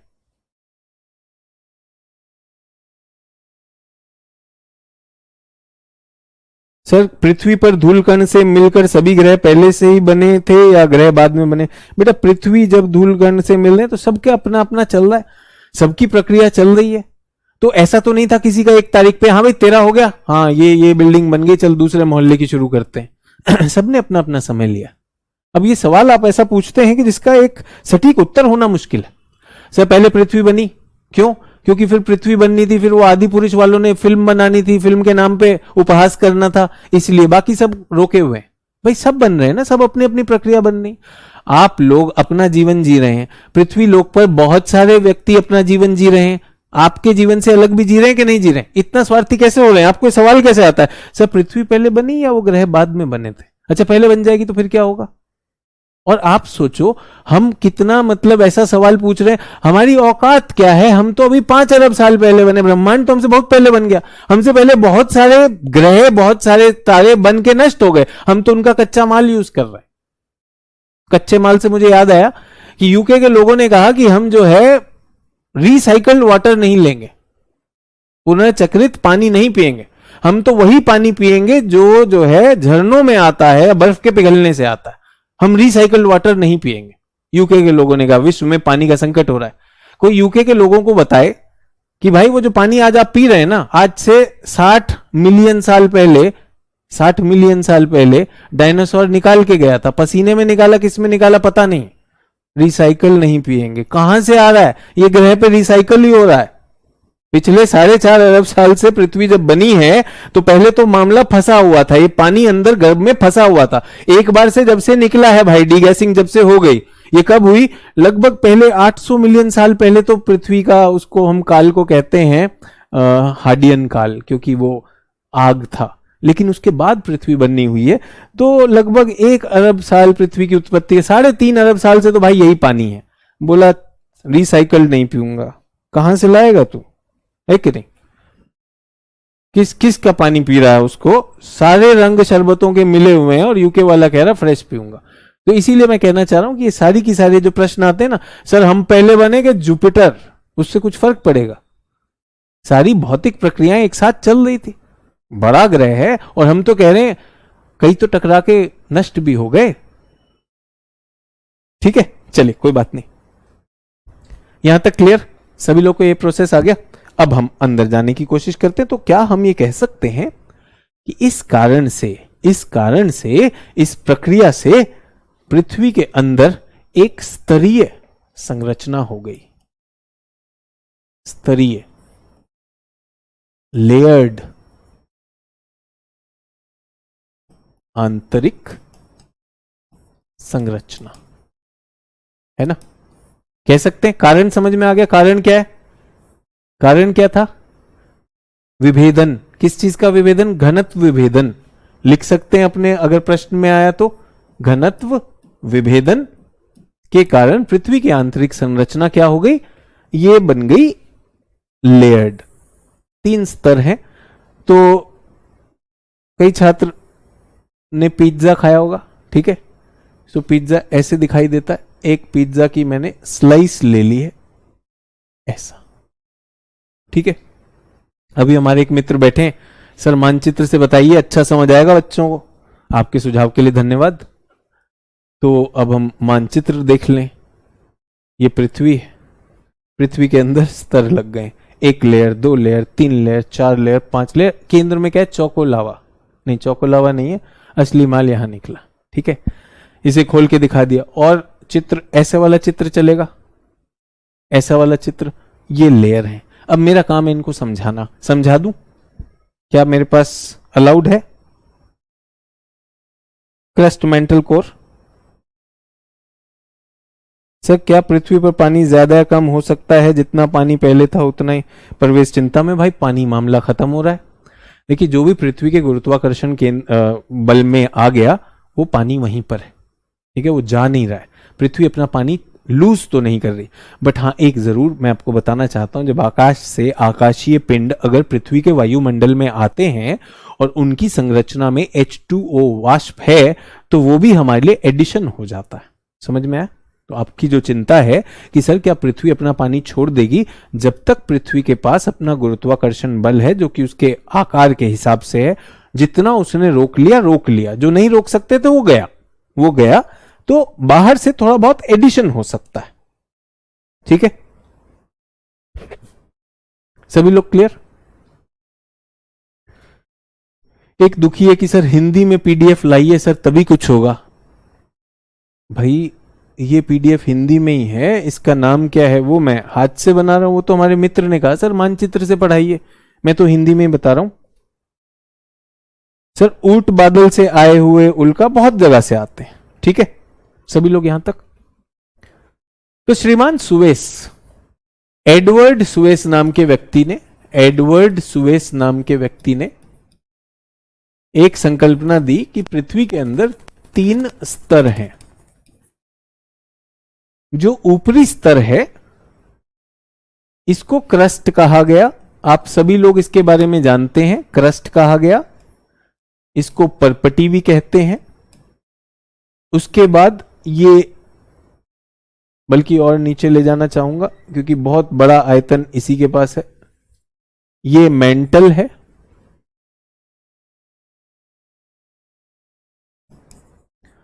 प्रवार भी कहते हैं। आप मेंटल लिखिए, अब किताबें मेंटल लिख रही खूब मजे से, तो मेंटल ही लिखिएगा, कंफ्यूज होने की जरूरत नहीं। और ये कोर है, कुछ लोग उसे क्रोड भी कहते हैं, कोर लिख लीजिए,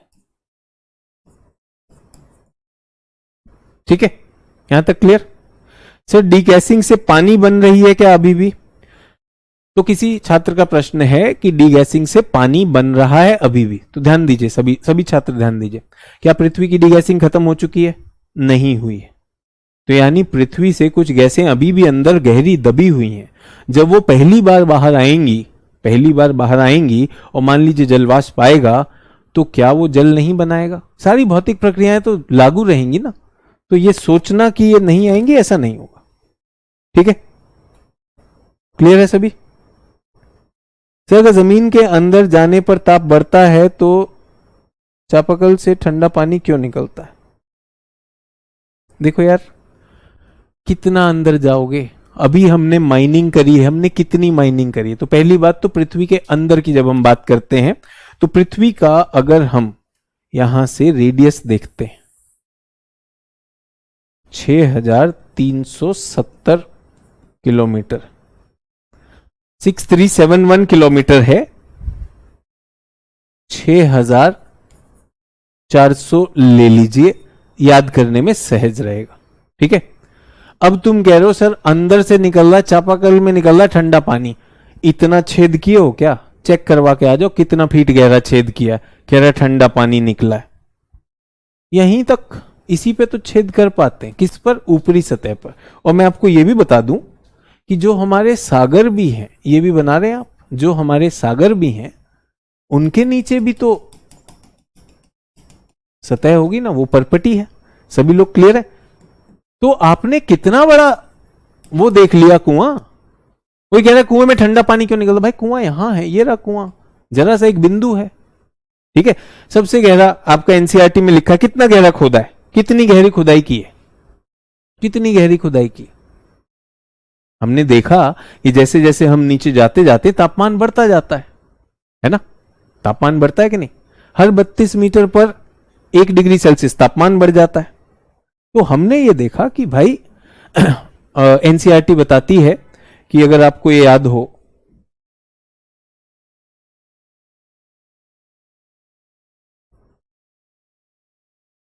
कितने लोगों को याद है, ये कोला पेनिनसुला है, कोला पेनिनसुला है रूस का। यहां पर कुछ 12 किलोमीटर गहरी खोदा है उन्होंने, ठीक है। हाल ही में न्यूज में आपने सुना होगा, हाल ही में न्यूज में आपने सुना होगा, चीन ने तारिम बेसिन में, तारिम क्षेत्र जो है, जहां मैंने आपको बताया था एक मरुस्थल है जिसका नाम है टकला मकान, तारिम मरुस्थल में अभी 11 किलोमीटर गहरा बोरवेल खोदा है। क्यों? चीन वहां पर तेल और खनिज ढूंढना चाहता है। अभी समाचार पत्रों में आया होगा, टकला मकान 11.7, तो लगभग वही, इतना ही गहरा गए। बोला सर वहां से ठंडा पानी क्यों आता है? नशे में मत रहो। आप सोचिए पृथ्वी का रेडियस 6371, सबसे गहरा कितना खोद पाए? 10-11 किलोमीटर। सबसे गहरा जो हम वैसे भी देखते हैं मैरियाना ट्रेंच, वो भी कितना किलोमीटर गहरा है? 11,033, यही है ना? तो इससे ज्यादा थोड़ी। पानी में टेंशन ले रहा है, खोद के ले जाओ, खोद के ले जाओ अंदर तक, ठीक है। तो ऐसा है नहीं। तो सुएज साहब ने कहा कि भाई पृथ्वी के अंदर 3 स्तर हैं। यहां तक क्लियर सभी लोग मेरे साथ? 3 स्तर है। और उससे पहले की मान्यता क्या थी? भाई पृथ्वी ठोस है, ऊपर ठोस है तो अंदर भी ठोस होगी, और पृथ्वी के अंदर जानना है तो क्या करो, इधर से छेद करो, उधर से निकल जाओ, ऐसा। बट ऐसा हुआ नहीं, ठीक है। सर क्रस्ट मेंटल किलोमीटर कितना गहरा है? हाँ, तो इसकी अभी हम बात कर रहे हैं, तो एक एक करके बात कर लेंगे। पहले यहां तक आ गए। अच्छा, ये चट्टानों से बना है, ये भी चट्टानों से बना है, और ये भी चट्टानों से बना है। पृथ्वी तो चट्टानी ग्रह है, चट्टानों से बना है। मुझे बताइए, अगर मैं इसको एक्स मान लूं, इसको वाई चट्टान मान लूं, और इसको जेड चट्टान मान लूं, तो कौन सी चट्टान हल्की चट्टाने हैं? जल्दी से बताइए।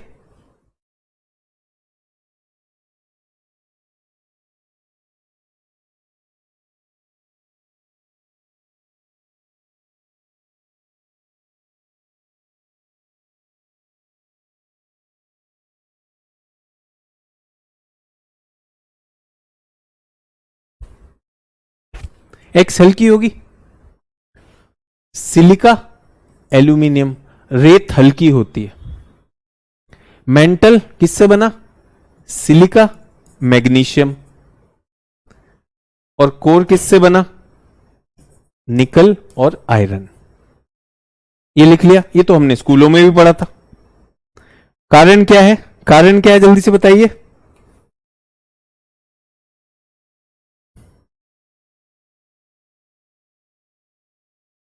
घनत्व विभेदन, घनत्व विभेदन। सभी लोग मेरे साथ?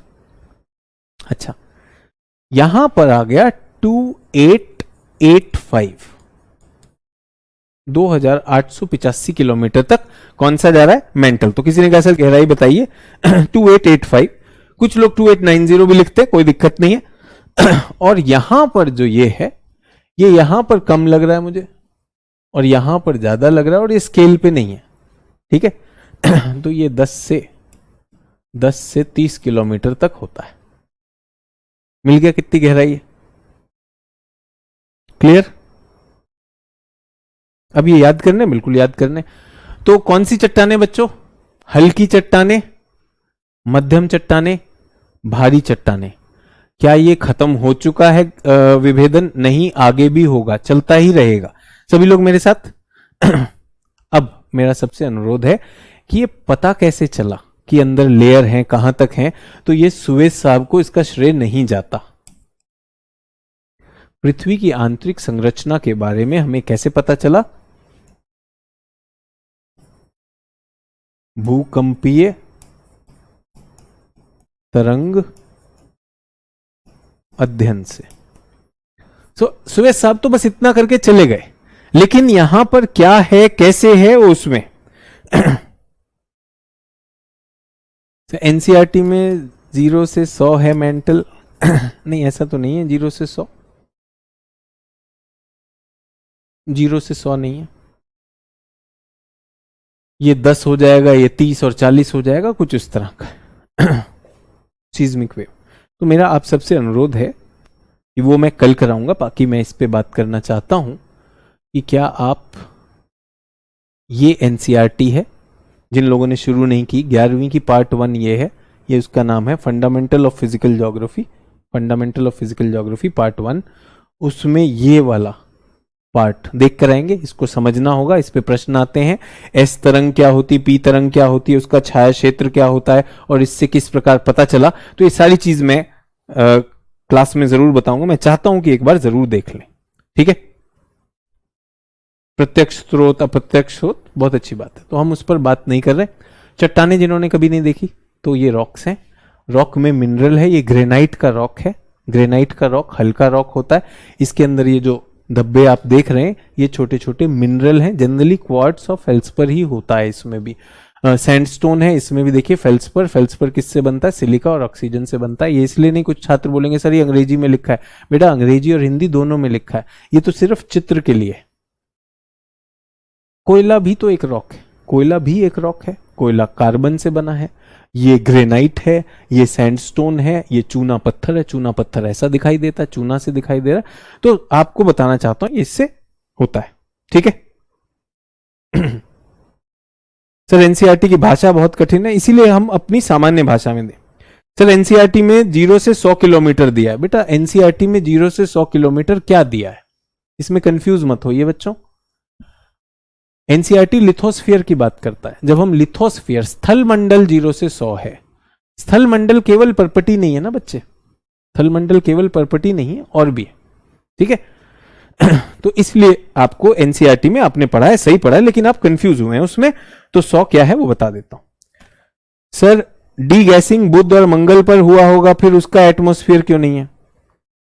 बेटा एक बात बताओ, एक बात बताओ, आप सब लोग स्कूल से पढ़े, कॉलेज में पढ़े, क्या सबका भविष्य सेम होगा? क्या सबका भविष्य सेम होगा? सब पे अलग अलग प्रक्रियाएं हैं या नहीं?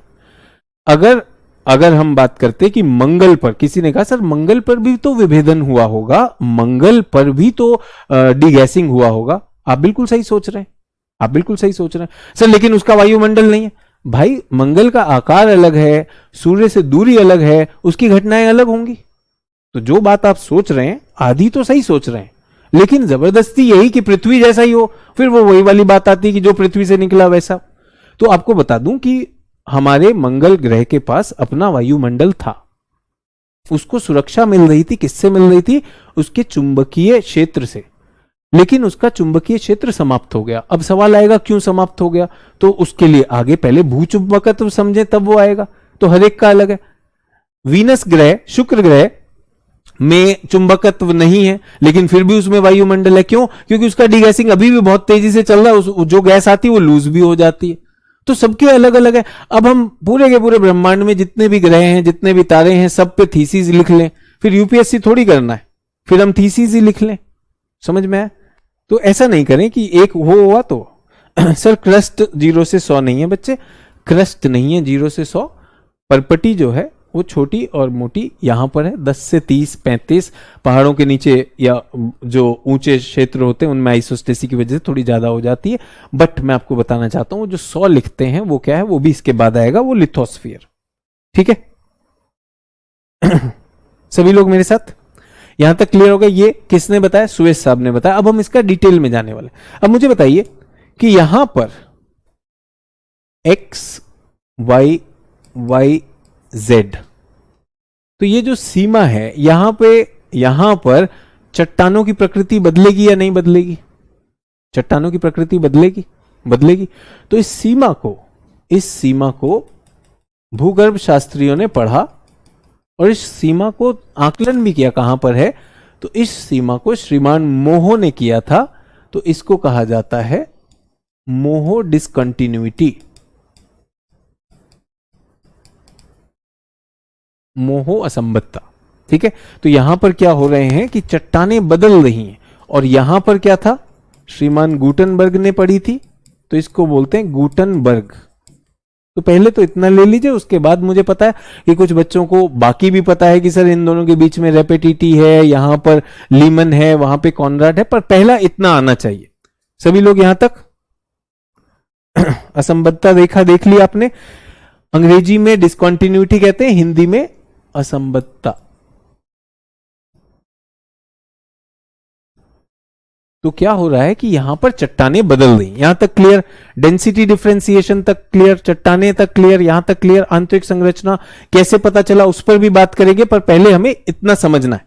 ठीक है, चलिए इसके आगे बढ़ते हैं।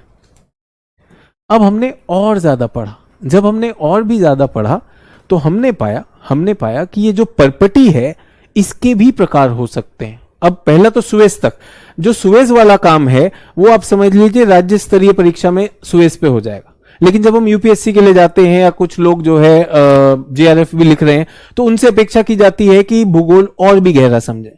तो पता चला कि जो हमारी जो परपटी है, ये जो इस तरह की परपटी जो स्थल के नीचे है और जो जल के नीचे है, ये दोनों परपटी भिन्न है।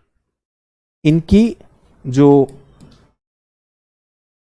रासायनिक बनावट है वो भिन्न है। ठीक है, इसको मैं क्या कहूंगा, यहां पर आप खड़े हो तो ये स्थलीय परपटी है। एक और चित्र बना रहा हूं, आप भी बना लीजिए।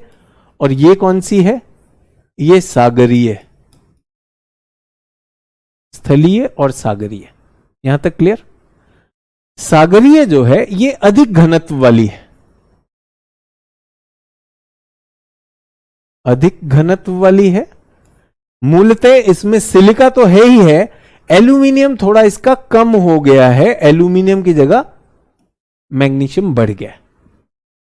स्थलीय में क्या है, अभी सापेक्षिक रूप से कम घनत्व है, हल्की है सापेक्षिक रूप से, और सिलिका और एल्यूमिनियम का बाहुल्य है।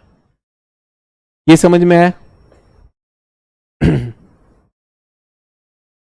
सभी लोग मेरे साथ।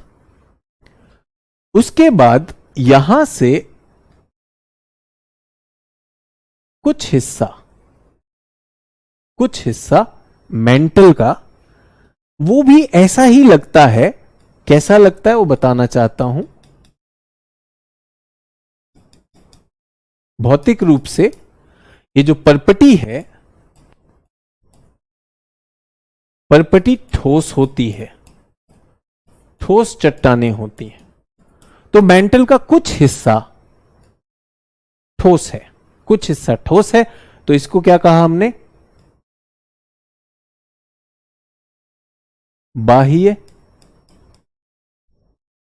बाह्य मेंटल। और ये जो आया, ये कहां तक आया,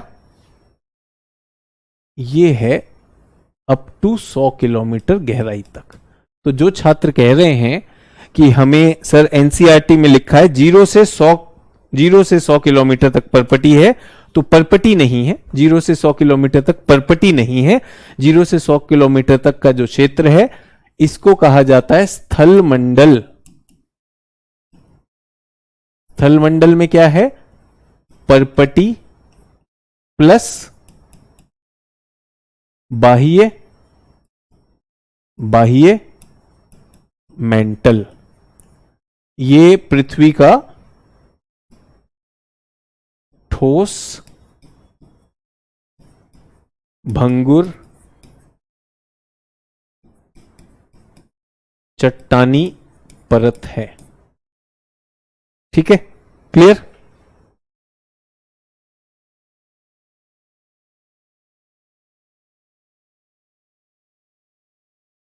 यहां तक क्लियर। इसके अंदर क्या आएगा, इसके अंदर क्या आएगा उसकी हम बात कर रहे हैं। इसके अंदर मेंटल आ जाएगा। कहां तक, 2885। तो मेंटल का भी कुछ हिस्सा स्थल मंडल बनाता है, मेंटल का कुछ हिस्सा स्थल मंडल बनाता है। यहां तक क्लियर? ठीक है। मेंटल दो भागों में बांटा गया। ये 700 किलोमीटर,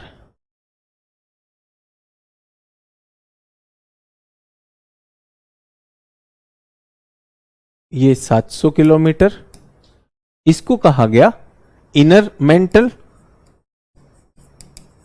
आंतरिक, और इसको कहा गया बाह्य मेंटल।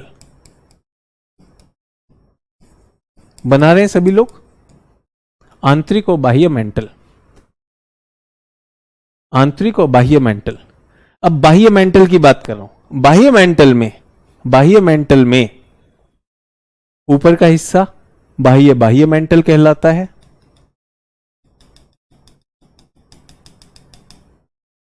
सौ से 400 किलोमीटर तक की गहराई का हिस्सा, ये क्या कहलाता है?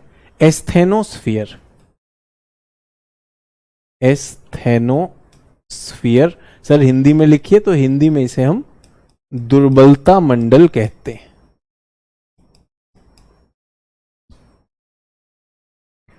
तो जल्दी से बताइए, बाह्य मेंटल कितने स्तरों से बना है? 3 से बना है। बाह्य मेंटल किससे बना है? 3 से बना है। बाह्य मेंटल, दुर्बलता मंडल और बाह्य मेंटल। इनमें ठोस कौन सा है? जल्दी बताइए, इनमें ठोस कौन सा है? इनमें ठोस कौन सा है? बाह्य मेंटल, वो ठोस है। क्यों ठोस है? क्योंकि अभी तापमान इतना ज्यादा नहीं बना। उसके बाद एस्थेनोस्फीयर आता है। कल हम इस सब की प्रॉपर्टीज की बात करेंगे तो एस्थेनोस्फीयर आ जाता है उसके बाद। ठीक है। एस्थेनोस्फीयर, दुर्बलता मंडल, ये क्या है? डिफॉर्मेबल प्लास्टिक, मोड़ने वाला, मोड़दार प्लास्टिक, हल्का सा ये दब सकता है, ये डिफॉर्म हो सकता है। और उसके बाद आ जाता है बाह्य मेंटल, फिर ये इनर मेंटल, और उसके बाद हम कोर को आगे ले जाते हैं। कोर को आगे ले जाते हैं। अब कोर आ जाएगा। ठीक है।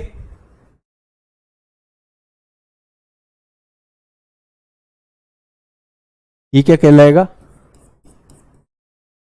बाह्य कोर। ये क्या कहलाएगा? आंतरिक कोर। और ये क्या है? 6371 किलोमीटर। ये डिटेल में आ गया। इसका कुछ हम नाम रख सकते हैं। यहां हमने देखा था मोहो असंबद्धता, क्या मैं लिख सकता हूं एम? और क्या मैं इसको लिख सकता हूं गुटनबर्ग? यहां तक क्लियर? कोई प्रश्न है तो पूछिए।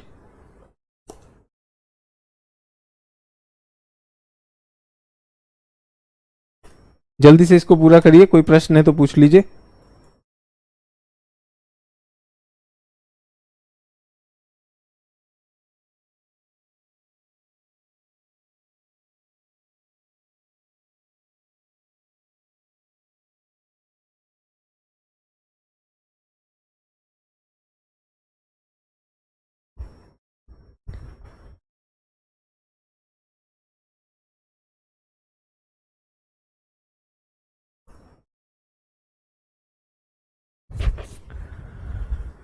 सर एनसीईआरटी में 6378 दिया है। मैंने तो आपसे बहुत क्लियर कहा कि मैं तो इसको 6400, कुछ में 71 होगा, कुछ में 8 होगा, जो भी आप ले लेंगे, कोई दिक्कत नहीं। ठीक है।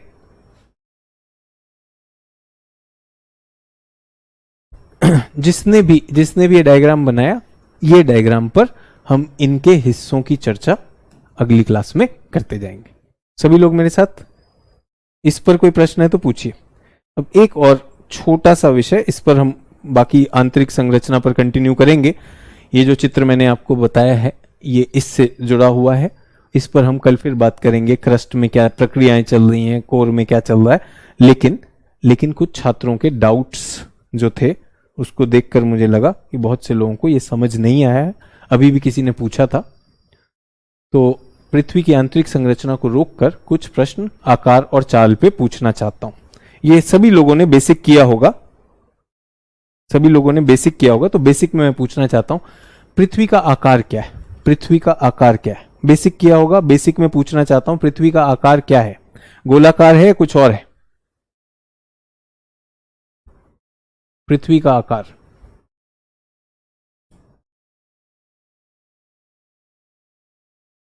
गोलाकार,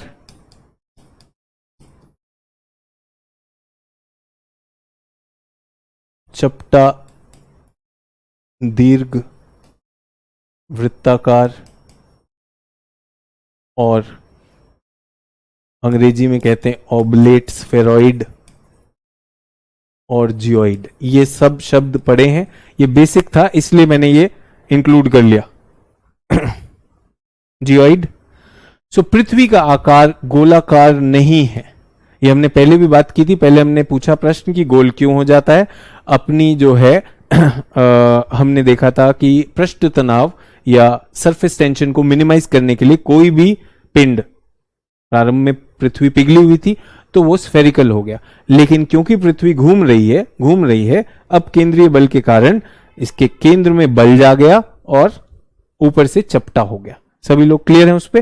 तो ये शब्द कई बार आता है, अंग्रेजी में ऑबलेट स्फेरॉइड कहते हैं इसको, ज्योमेट्री में अगर शेप हो, और वैसे कहा जाता है चपटा दीर्घ वृत्ताकार। और क्योंकि पृथ्वी के अलावा किसी और ग्रह का वैसा नहीं है और कोई तुलनात्मक रूप से हमारे पास कुछ और नहीं है, तो हमने कहा पृथ्वी जैसा ही आकार, उसको अंग्रेजी में कहा गया जियो मतलब अर्थ, पृथ्वी जैसा। तो पृथ्वी जैसा, इस पर गुरुत्व को ध्यान में रखते हुए नासा ने एक इमेज बनाई और वो इमेज ऐसी आती है कि पृथ्वी का आकार कुछ इस तरह का है। ठीक है, ये ध्रुवों पर थोड़ा चपटा है और इसमें गुरुत्व जो है, गुरुत्व की वजह से सब सामान्य नहीं दिखाई देता क्योंकि अलग अलग मटेरियल से बना है। सभी लोग को जियोइड पता था, ये बेसिक था इसलिए मैंने डाल दिया। दूसरी चीज, किसी ने बहुत अजीब सी बात पूछी कि सर जब रात होती है तो सूर्य कहां चला जाता है? सूर्य कहां चला जाता है? तो ऐसा होता है, सूर्य कहीं पर जाता है क्या? सूर्य कहीं पर जाता है जब रात होती है? तो बेसिक सवाल है बट क्लैरिटी देने के लिए सभी लोग ध्यान दीजिएगा। अगर प्रकाश यहां से आ रहा है, अगर प्रकाश यहां से आ रहा है और उसके सामने कोई गोलाकार पिंड है जैसे पृथ्वी, तो ध्यान दीजिएगा एक समय में केवल आधी पृथ्वी ही तो प्रकाशमान हो सकती है ना?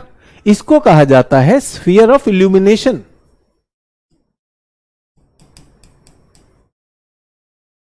तो आधा क्या है? ये प्रकाशमान है, ये प्रकाश वृत्त कर लूं, अर्धवृत्त है बल्कि, और यहां पर क्या है? अंधकार है। तो अगर आप ये भी सवाल पूछेंगे, हमारी टीम ने कहा कि वो जबरदस्ती कर रहा है कि सर मेरा चंपक सवाल है लेकिन जवाब जरूर दीजिएगा, सूर्य कहां चला है? सूर्य अपनी जगह पर है, हम उसके चारों तरफ कक्षा में हैं, ये ठीक है। फिर सबसे कहा कि थोड़ी सी कल्पना रखेंगे तो आपको दिखाई देगा कि यहां वाला हिस्सा सूर्य वहां है। तो जब आप इस क्षेत्र में आते हैं तो आपके पास दिन है, आधा ही होगा और आधा ये, ठीक है। ये कौन सी गति है पृथ्वी की? इसको कहा जाता है अपने अक्ष पर पृथ्वी क्या कर रही है? पृथ्वी घूर्णन कर रही है। तो ये बेसिक बातें हैं, घूर्णन हो रहा है, घूर्णन के कारण आधी पृथ्वी पर दिन, आधी पृथ्वी पर रात होती है। क्लियर है? बहुत मुश्किल नहीं था। लेकिन घूर्णन के साथ एक और चीज हो रही है, वो क्या हो रही है? अगर ऐसा ही होता तो हमेशा, अगर पृथ्वी के अक्ष भी ये होते, अगर पृथ्वी के अक्ष ये होते तो हमेशा हर जगह पर, क्योंकि 24 घंटे लगते हैं तो हर जगह पर 12 घंटे का दिन और 12 घंटे की रात होती या नहीं होती? लेकिन ऐसा है नहीं। ऐसा क्यों नहीं है? क्योंकि पृथ्वी जो है उसके अक्ष सूर्य से इस तरह से घूमे हुए हैं। तो अब हमारा जो विषुवत रेखा है वो ऐसी हो जाती है, ठीक है। तो प्रकाश वाला हिस्सा तो वही रहेगा। प्रकाश वाला हिस्सा क्या रहेगा बच्चों? ये वाले में प्रकाश रहेगा। लेकिन इस स्थिति में अगर ये विषुवत रेखा है, ये 0 है, तो बताइए कौन से गोलार्ध में? ये दक्षिणी गोलार्ध है, ये उत्तरी गोलार्ध है। कौन से गोलार्ध में ज्यादा प्रकाश वाला क्षेत्र आया? जल्दी से बताइए, कौन से गोलार्ध में आया? सर यहां के दिन तो 12 से ज्यादा हो जाएंगे, याद है ना, यहां तक 12 है, यहां तक तो 12 घंटे, तो यहां पर दिन लंबे हो गए, दक्षिणी गोलार्ध में दिन लंबे हो गए, तो ये कौन सा हुआ? ये यहां का ग्रीष्म ऋतु है। और उत्तरी गोलार्ध में ठंडे हो गए, यहां तो पूरा ही रात रहती है, पूरी रात रहती है कि नहीं, 6 महीने रात वाला, तो ये हो गया। सभी लोग को समझ में आया? फिर से आपसे रिक्वेस्ट है, ये बहुत बेसिक चीजें हैं। पृथ्वी घूम रही है, पृथ्वी के अक्ष की वजह से आप देखेंगे कि सूर्य ऊपर जाता दिखाई देता है, विषुवत रेखा पर है, सूर्य गया उत्तरी गोलार्ध में, फिर नीचे आ जाएगा। इसलिए नहीं कि सूर्य वहां पर गया, पृथ्वी के अक्ष तिरछे होने की वजह से। देखिएगा पृथ्वी के अक्ष जब तिरछे होते हैं तो अगर सीधा होता तो कोई दिक्कत नहीं थी। सभी लोग मेरे साथ, सीधे में आधी पृथ्वी हो रही है, लेकिन अगर अक्ष घूम जाएंगे तो क्या होगा? देखिएगा उत्तरी गोलार्ध में क्या हो गई? ग्रीष्म ऋतु आ गई, और विषुवत रेखा की जगह सूर्य कहां चला गया? उत्तरी गोलार्ध में। तो क्या सूर्य जाता है? सूर्य नहीं जाता, पृथ्वी घूमती है, और सापेक्षिक रूप से। समझ में आया? सभी लोग समझ में आया? क्लियर है कि क्यों उत्तरी गोलार्ध में ग्रीष्म ऋतु हो जाएगी? तो पहली चीज, दिन और रात के लिए कौन जिम्मेदार? प्रीलिम्स का प्रश्न है, दिन और रात के लिए कौन जिम्मेदार? दिन और रात के लिए घूर्णन। ऋतुओं के लिए कौन जिम्मेदार? ऋतुओं के लिए कौन जिम्मेदार? अक्ष पे टिल्ट, और पृथ्वी का सूर्य के चारों तरफ जो परिक्रमा लेती है वो। यहां तक क्लियर? चलिए, अंत में एक और चीज मैं दिखाना चाह रहा था क्लास के खत्म होते ही। ये उत्तरी गोलार्ध में क्योंकि झुकाव की वजह से यहां पे समर है, यहां पर विंटर। बेसिक चीजें हैं, थोड़ा सा कल्पना करेंगे तो काम बन जाएगा। ठीक है। हाई चीज क्या है? हाई कल बताऊंगा। कितना है अक्ष से टिल्ट? कितना है जल्दी बताइए। किसी ने लिखा सर 23.5 डिग्री का टिल्ट है। क्या 23.5 ही है?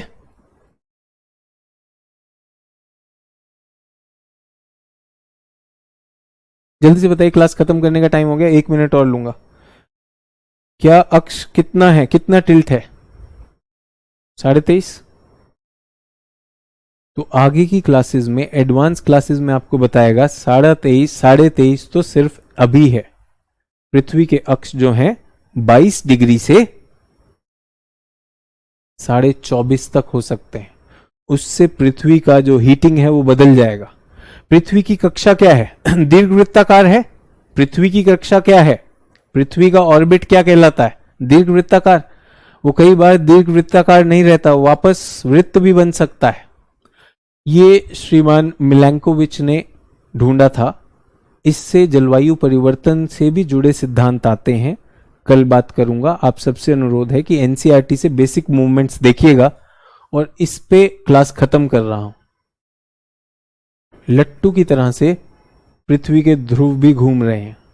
अभी तो आपने सुना है पोल स्टार, लेकिन बाद में वो भी बदलेगा, कल इस पर भी बात होगी।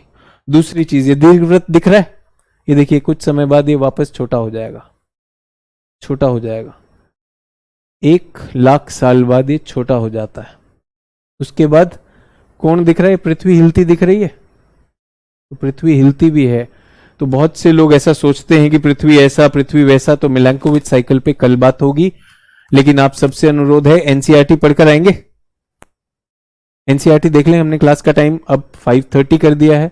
मेरा मन है कि विश्व भूगोल का कुछ करंट अफेयर्स हम क्लास के स्टार्ट में करें। क्लास के स्टार्ट में जो चीजें प्लेसेस इन न्यूज हैं वो भी एक खंड हम शुरू कर रहे हैं। क्लास के स्टार्ट में 10 मिनट वो रहेगा, और कुछ चीजें ये कल्पना वाली चीजें हैं जिन लोगों को घूर्णन भी नहीं आया समझ में, मुझे लगा कि क्लास के अंत में एक बार जरूर इस पर चर्चा करूं। अपने बेसिक को एक बार एनसीईआरटी से जरूर देख लीजिए, बाकी मैं उसको समझा दूंगा। मिलैंकोविच साइकिल क्या है, थोड़ी एडवांस है, बट कल इन पे बात करेंगे। ठीक है। सो बहुत बहुत धन्यवाद। जनरली हम 7 या 7:15 के बीच में क्लास खत्म कर दिया करेंगे, ताकि आपकी 8 बजे की क्लास हो सके। आज टेस्ट नहीं ले रहे, कल करंट अफेयर्स से जुड़ा भी होगा, और पृथ्वी की आंतरिक संरचना से जुड़ा हुआ टेस्ट भी कल क्लास के प्रारंभ में होगा। बहुत बहुत धन्यवाद। Good night. जय हिंद।